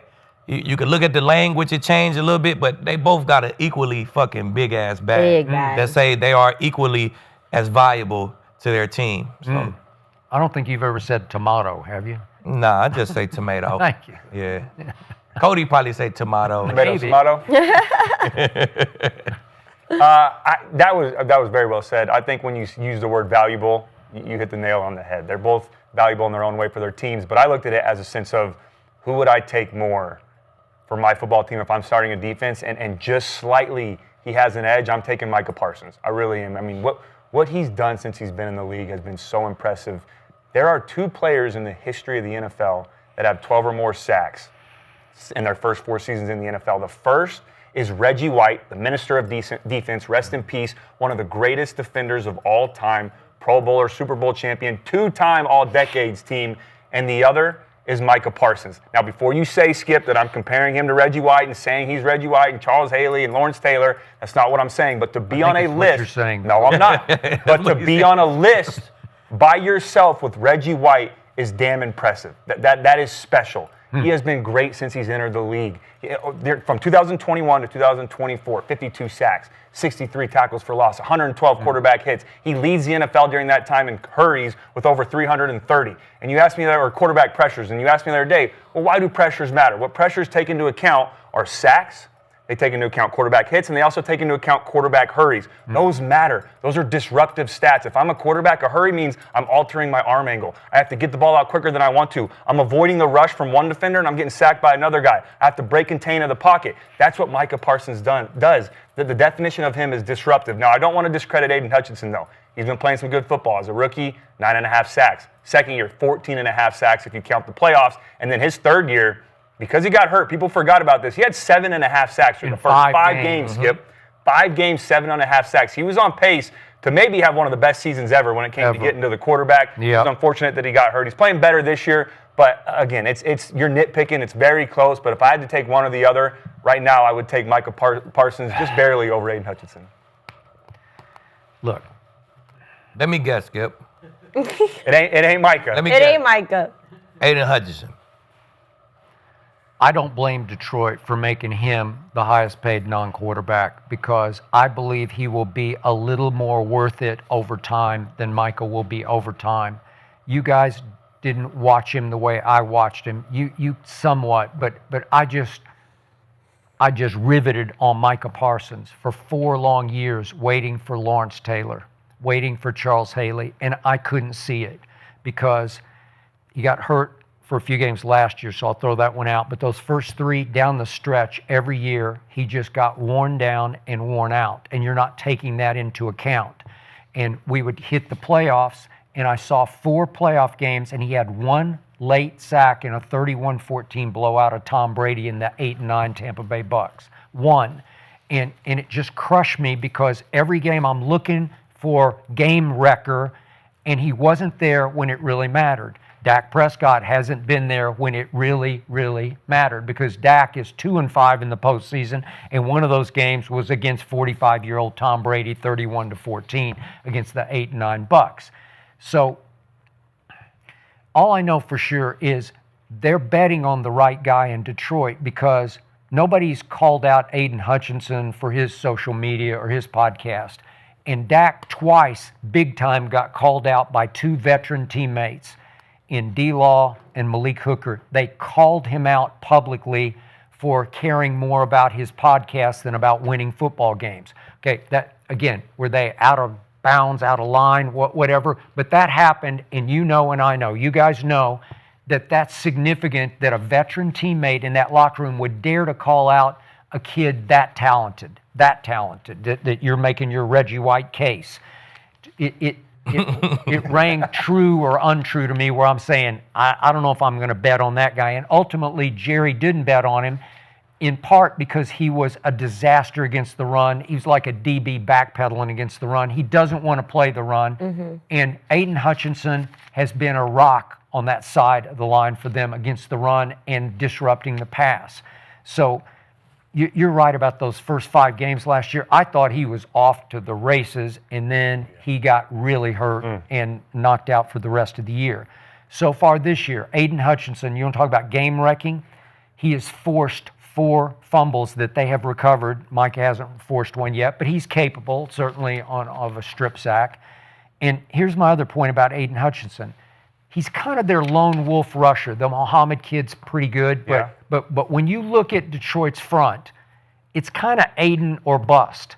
And remember, he's 6 feet 7 inches tall, so he is long, man. I mean, they weigh the same. They're both in that 260-ish range, but he is 6'7" to Micah's, I don't know, 6'3"-ish, right in there. Yep. Okay, and yet when I look at the grading. In Pro Football Focus, the Lions' pass rush is graded higher, 1 slot higher, 3rd to 4th, over the Packers. Well, it's kind of Aiden or nobody. So they're giving Aiden's impact a little more impact than Mike is having because he joined a top 5 defense, and as you guys know, Rashawn Gary leads them in sacks. And Van Ness has been hurt, but he's really good coming off the other edge. And Devontae Wyatt is really good coming up the middle because he's a former first-round pick. Mm-hmm. So you got studs everywhere, and Edgerrin Cooper's rushing the passer from the linebacker slot. Their pass rush should be way better than Detroit's, except it's just Aiden, and he's game-wrecking, kind of going solo lone wolf. So to me, you know, I don't want to bash Micah today because it's close. To your point, not today. No, not today. It's close, but I get what Detroit did, and when I saw those numbers, I was like, wow, you know, that's a lot. But they're betting on the future because they trust this kid. I think he's become the leader of that football team, and trust me on this. Micah just doesn't have the leadership gene. Jerry tried to lecture him about it and talk him into it. He's just not a natural. He's a solo act, and that's fine. Some guys have it, some guys don't. Right. But they're valuing Aiden for the long haul, saying we're going to literally bank on this guy because he's our guy on Guaranteed. defense. He is the defense. Is Aiden Hutchinson, and if they'd had him last year, you know, I don't think Jaden would have thrown that party in that game at Detroit. It could be a different game, yeah. Right? Yeah. Okay, so it's close, but I get it, and I think if Detroit had a choice, if they had a choice between those two right now to bet on the next 5 years, they'd bet on Aiden Hutchinson again. And for that matter, he's a Michigan kid, went to Michigan and all that, so that helps. He's a little more bankable, sellable. So I get it. I know I said Micah, but I really have no pushback on that. Yeah. I'm with Aqib. Like if you told me I'm starting a football team and you give me either one on my defense as that playmaker, that premier pass rusher, I'd be happy either way. I'd take either one of those guys. Yeah. Well, yeah, it's pretty split with the chat too. We have 55% of the chat does say they would take Aiden, so Yeah. 5% Really? more I'm would take surprised by Aiden, yeah, that. which is pretty shocking because I know Mike is a No, big I talk in the hear that. league. Yeah. But we do have now the 2 highest paid non-quarterbacks, both in the NFC North. Okay, both of these teams with impressive records. So I do want to know, Aqib, better team right now, Green Bay, Detroit. Where are you putting them? Just like them edge rushers are very even. Yeah. These They two are. teams are Very Very even. super even, man. This top 10 total offense, both teams. Top 5 scoring offense, both teams. Top 10 defense, both teams. Yeah. 10th and 11th in scoring defense. They right there neck and neck. Yep. I think the one thing that separates them is Detroit take that ball away. Detroit got 11 takeaways this year. Green Bay got 2. So Yeah. I'm gonna hang my hat on that, man. When it come down to it, we got to get that ball. They showed they could take the ball away. Green Bay hasn't yet. You know what I'm saying? It got a lot to do with Aiden Hutchinson. You just said it. So if I'm saying who I like right now, who I got to take, if I got to pick one, I'm going to ride with Detroit. And you did ride with Detroit before the season started, Exactly. right? Exactly. And they tight. I knew Green Bay would be a good football team. I think they a lot better than I thought they would be. Well, but they were going to be good without Micah, right? Yeah, well, I mean, I think they better with him. Yeah, I think okay. they're a lot better with him. But if I had to pick one, I'm going to pick the team who taking the ball away. I think that'll show up in big games. And that's why I take the Lions. All right. Yeah, I really like Jordan Love. I go way back with Jordan Love. I've been a big fan of his. I think that offense is playing some good football right now. They've had some injuries this year. If Love can keep up what he's doing, if he can play like he did the other night against Pittsburgh, watch out because they're legit contenders in the NFC. The defense is playing really good too with Parsons, but they have other guys on that defense. But I'm with Aqib on this. As good as Green Bay has been, I still think Detroit is slightly above them. I still have Detroit winning the NFC. I said that at the beginning of the year, and I still feel confident with that going into this year. The biggest question was, what are they going to do without Ben Johnson? What are they going to do without their coordinators? They have answered the bell. Morton and Shepard on defense, they're really coaching some good games right now. They're putting together great game plans. That you wouldn't notice that they lost their coordinators from a year ago. All. But that starts at the top, and the guy that I'm riding with is Dan Campbell because he knows how to coach and lead a football team. He's been at the lowest of lows, and now he's been at the highest of highs. I know your argument could be that Detroit lost to Green Bay early in the season, so why would you not take Green Bay? But you know, Skip, week 1 on the road against an opponent, you're nowhere near the same team you are week 1 to the end of the season. You're not the same team from week 1 to week 8. But plus, it was Micah Mania Day. It was just like craziness. You thought it was everything against them, regardless with Yeah, Mike out I mean, there. they're But just- I will say this, I like the playmakers more on the offensive side of the ball for Detroit also. There's a lot more pressure on Jordan Love's shoulders. Josh Jacobs, Kraft, you got some of those guys. But when you look at Detroit, you got Amon-Ra, you got Jameson, you got 2 backs that are damn good players. Jahmyr Gibbs, you can argue, is one of the best running backs in the NFL. Got a good offensive line, and then you got Jared Goff, who's a veteran on that team. So it's close. 2 very good football teams. I'm excited to watch them. They get to play each other again, so we're going to get a real answer to see who's the better But team. you had I'm the going Lions with in the Detroit. Super Bowl, right? Beginning of the year, you had the Lions in the Super Bowl? You did. I got the Lions going to the Super Bowl. Yeah, you did. My preseason prediction was Lions, Bills, Super Bowl with That's the Bills right. winning. Yeah. I'm still sticking with that. Okay, love it. So I'm with you guys. I just racked my brain on this because every stat I looked at, it's like 6 right to 1, there. half dozen. Yeah, the other. Exactly. You it just was keep so going back close. and forth and back and forth. So usually I'd say, okay, quarterback. I've said this 1,000 times, but I like Jordan Love and I like Jared Goff, but I don't love either one of them. I don't love them where I just say, that's the guy, that's Joe Burrow, whoever, where you say, he is him. And so that's kind of a push to me on those two because I root for Jordan because he's come a long ways, man. Yeah, man. And it's a tough spot to replace that guy. And he just gets a little better and a little better. And I think he's going to end up being really good. I agree. He's going to have to go win one Super Bowl to tie Aaron, because that was 16 years ago. Yeah. But I look at even the groups, like the running backs. I think I take Detroit a little bit with Jahmyr and David Montgomery. But Josh Jacobs is really good, and that kid the other night, that Emmanuel Wilson, it just looks like he's a player.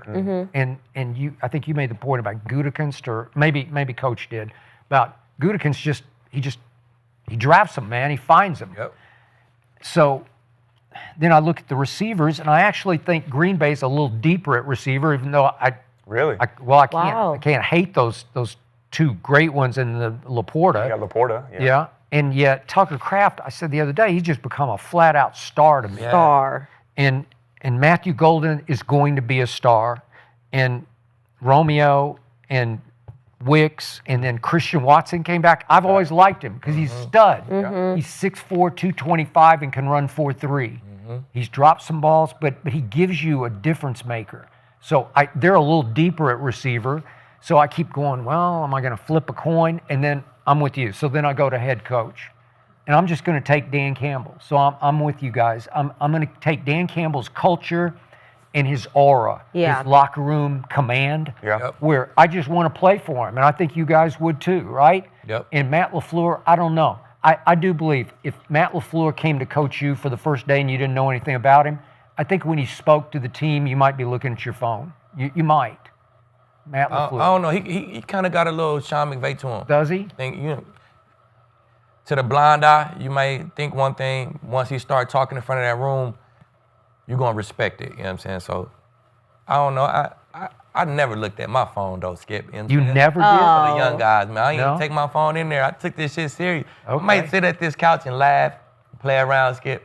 But I really did take the shit serious. Okay. You know but you bring your phone out here, right? That's okay? Yeah, this is my notebook. That is his notepad. Yeah. You know what I'm saying? Yeah. My notebook. I do my notes. Yeah. I know. I do see it. I check. I'm like, is his text? No, it's his. We got it's his laptop. We got laptop, paper, phone, iPad. We're all different. But I will say, I think one of these two teams will represent the NFC. One of these two teams will be the team. I like that. I agree. That knock off Philly and represent the NFC in the Super Bowl. So I think don't it'll be the think Lions. that. I don't. You don't think that? No, I'm not betting Who do you have, against Philly. NFC? I'm You got not- Philly? I'm Philly? not betting against them. I Safe think they bet. get knocked off this year, man, by one of these two teams. Okay. No Sam Darnold love from Mr. USC here.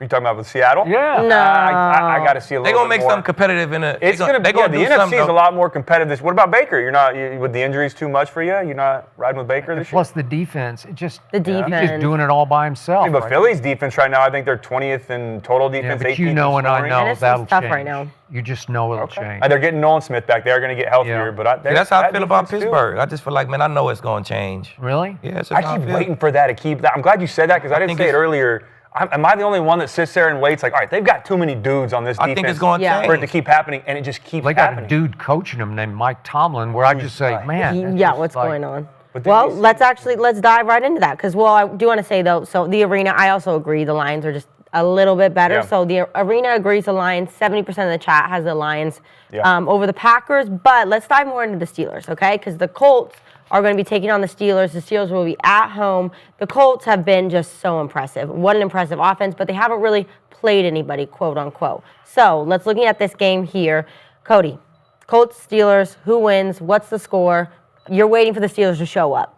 Yeah, but I've been riding with the Colts all season long. Yeah, I'm you not switching have. up now. And everyone wants to talk about the competition getting better. I know the Steelers have been up and down, but we're going to learn a lot about the Colts, I think, in this football game, going to Pittsburgh Yeah. and how they're going to play against this opponent. Yeah, I'm riding with the Colts, man. They've been playing some good football offensively. They're the best offense in the NFL right now. They're averaging 33 points per game. They're leading in total offense. Shane Steichen is a great play caller. Go watch that film, man. He dials up some plays, gets Warren the ball, Pittman Jr. the ball. He finds ways to get his backs out of the backfield, get them more involved. Jonathan Taylor is the MVP in the NFL right now. I know it's become a quarterback award. No, screw all that. He is the MVP right now in the NFL through 8 weeks. He's playing some good football. So Best good. offensive line in the NFL as well. I don't think it's a good matchup for that Pittsburgh defense going up against the Colts offense. Mentioned earlier, they're 30th in total defense, 22nd in scoring defense, and they can't stop the pass. They are last in the NFL at stopping the pass. On the other side of the ball, that Colts defense is better than they've gotten credit for. They made it a point of emphasis this offseason to invest in that defense, and it's paid off for them. Last year, they were 24th in scoring defense. This year, they're all the way up to 5th. They're 5th in sacks. They're 3rd in takeaways. You like defense to take the ball away? I love 'em. They've been taking the ball away. They're playing really good football right now. So I do think it's going to be a good game. I think it's going to be close, but I do have the Colts winning 31-24 on the road. Ooh. What you got? I think this is the week where Pittsburgh accepts the challenge. Okay. Oh, you're saying this is the week Indy gets exposed. They get exposed, man. They Okay. go to Pittsburgh, tough place to play. Yep. The defense accepts the challenge, man. They got the right vets. They got the right guys. Put that extra time in, have conversations amongst yourself and just clean up the bullshit mistakes that they make on Yep. defense, right? I think they tame that high-powered offense. They don't completely stop them, but they tame them enough to get a win at home. Aaron Rodgers have a big day. Is the Colts corners? Their corners got a lot of injuries at corners right now. Somebody got to stop. Yeah, DK. they've had some injuries on that side. Somebody got to stop DK. I think DK have a day. Really? And The DK that our man Jay Gruden said is overrated. Yeah. Like, he just put up numbers every day with whoever the quarterback is. I don't know. I don't get it. But I guess, Coach. But I like Pittsburgh to come out 27-21. Win at home. Ooh, okay. Nice win at home, man. It's time though. I don't see the Colts as being a 16 or a 15-2 type team. They're gonna lose a couple of these games, end up with like 4, maybe 5 losses. I think this is one of them. But you don't think the time for that defense was last week with Aaron Rodgers playing against Green Bay at home? That storyline, Yeah, you don't think that was a time for the defense to do it? It may have been, but it didn't happen. But I think it's gonna be this week right here. That offense. To me, that offense is a little better than this Colts offense. Green Bay's offense, you're saying, is better I think than the so. Colts. I think Wow. it presents more challenges. You know what I'm saying? Really? So, this would be the week, man. It should have happened last week for A-Rod. It didn't. So, hey, this would be the week, man. These guys going to step up. They're gonna make some plays. Defense will get 2 turnovers. They ain't had no turnover in 3, maybe 4 weeks. 0 turnovers, 0 takeaways. They come out and get 2 takeaways this game, and that take points off the board for Indy. 27-21. I'm going to flip your score and take the visiting team 27-21 because I do believe in the Colts, especially offensively. Jonathan Taylor is it this year. This is his year. Yep. He is the Saquon of this year. And again, knock on wood, he's got to stay healthy. I got it. Yeah. But Daniel Jones has gone Baker Mayfield and found a home where he's legit to me because I thought he was always legit with the Giants, but they were sorry and they didn't surround him right. and it's hard to live with the New York media. And now he gets to live with the Indy media. No offense to them, no shots taken, but it's just easier. It's the comfort zone is bigger in Indy than it is with the Giants in New York. Fair point. Then Tyler Warren, who I beat the table for Jerry to take him. He's sitting right there. He's becoming the best tight end in football. Go look at his numbers because he's leading in yards, tight end yards receiving, but of his catches, I forget the exact number, but it's 3/4 of them went for first downs because when in doubt, Daniel Jones just looks for him because he is big and strong and hard to get on the ground. And he just, big catch radius, he just dominates. And he's also he's like Debo, like he's a Debo type mindset. Oh. Yeah, Debo. And then on defense, I have some concern with their defense, but Lou Anarumo, late of the Cincinnati Bengals, has just turned it around. But I don't love this. They're 24th in yards allowed. So that's the stat that everybody pins on the defense. So effectively, you say they're the 24th worst defense, right? But they're 6th in points allowed. Yep. Okay, what does that mean? That they bend and bend and bend, but they don't break. They just don't break because in the red zone, they are number 1 in stats in the red zone. So if you push them to the brink, they lead in red zone takeaways. So they're going to figure a way to stop you or take the ball away from you in the red zone. So I love that. I don't, you have to look down the road and say this could come back to bite you when you've given up that many yards to your point about the corners are banged up. But they are taking the ball away. They're 3rd in turnover ratio. Yeah, So it's another big point. Okay, so I just like the blend of this. So I don't believe in the Steelers, but I haven't believed in them all year. And I did think the defense would be legit or just credible, and it has not been credible. So 30th in yards allowed for them, that's terrible. So I think Indy can go in there with a lot of confidence because Indy lost a game at the Rams out here at SoFi. And, if you look at what happened in that game, A.J. Mitchell's running with the football, and they're going to go up 17-13 late third quarter, and he just grandstands and shows off and loses the football, as we saw in Arizona. Yep. And I'm saying, come on, man. They had him. They had him right where they wanted him. And then A.J. Mitchell had a huge holding call that didn't even affect the play on a long Jonathan Taylor run. Yeah. Okay? So they played well enough to beat the Rams out here, and that's a loss. That was the one loss. So And they played bad enough to lose to the Broncos. they did. So, I mean. There was a leverage and they call also- at the end of the game. And they also racked up wins against bottom of the barrel. They did twice, NFL Tennessee, teams. two Tennessee, Tennessees, yeah. Dolphins, Raiders, like, if the But the team Steelers suck- couldn't beat the Bengals, bottom of the barrel. Yeah, I mean, but that wasn't the bottom of the barrel Bengals team that we was used to seeing. That was a Joe Burrow type performance on that night, you know what I'm saying, any given Sunday. So, we'll see, I guess. I think the schedule cranks up a little bit, starting with this game for the Colts. It's not all bottom of it. It's not the Dolphins, the Titans twice, the Cardinals, the Raiders. It's not that. No. You know what I'm saying? It's going to crank up for them a little bit, and I think it start with this road game at Pittsburgh. Do you have it on your phone? I got it. Write it down. Yeah. What's Pittsburgh. Then they go to Atlanta. Then they home versus Atlanta. Okay. Chiefs. Where? Are you talking about the Colts? Chiefs. Yeah. I think the Colts, isn't that Atlanta game in Berlin? Oh, yeah, I did. Oh, yeah, it's They're in Berlin for that. It's a Berlin. Okay, but that's a win. Anything can happen. Okay. Then they go to Kansas City. They go to Kansas City. That'll be tough. Home versus Houston. To Jacksonville. To Seattle. Home versus San Fran. Home versus Jacksonville again. Then to Houston. So, Yeah, we're going to find out. Yeah, so that schedule up. definitely cranks up a little bit. And I said that last And I week. think it start with this Pittsburgh game at Pittsburgh. Tough place to play. It's not going to be like at Tennessee. It'll be a totally different atmosphere. Wasn't a at tough Tennessee. place for Green Bay, right? Yeah. Yeah, they probably going to be the NFC champs. You know what I'm saying? I'll So say now you're giving up on Detroit? No, I told you it's going to be one of the two. Okay. Well, That'll be it's the probably NFC they. championship game. So. Two couple things to keep an eye on this game too. I got to add in. One is that it is tough to play in Pittsburgh. That home game, I know it wasn't tough for Green Bay, but that crowd is absolutely a factor, and that's going to challenge this Colts offense. The other thing though is that Pittsburgh's really good in the red zone. They're top 5 in the red zone right now as a defense. So they aren't quite a bend don't break because they have been breaking, but that's where they have excelled down at the red zone. They've also taken the football away. They've struggled as of late, but 8th in takeaways, 8th in sacks. But the thing that they have not done well is covering tight ends. They give up the 4th most reception yards to a tight end so far this year. So look for Tyler Warren Tyler to Warren's have gonna a have a big time day. game. He is the real deal. And I say real deal, I don't say that lightly. He is legit. I've watched his film. I watched him at Penn State under Andy Kotelnicki, who was their offensive coordinator. He's a Swiss Army knife. You know Kotelnicki. He came to the Coliseum, man, and Tyler Warren played quarterback, center, played running back, played receiver, played tight end. He snapped the ball to Drew Aller, ran down the field, and caught a touchdown as center. I'm not even joking. It was unbelievable. So that's another matchup to watch in this game.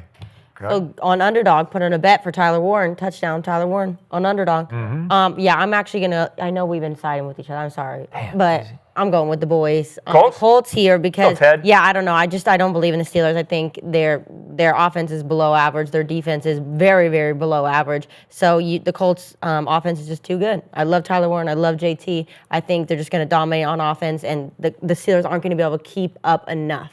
And so it'll be tight, like we're saying, but I do have the Colts pulling through for that. So, sorry. And that's how the picks going to look on Saturday and Sunday. Everybody is just going to be Colts.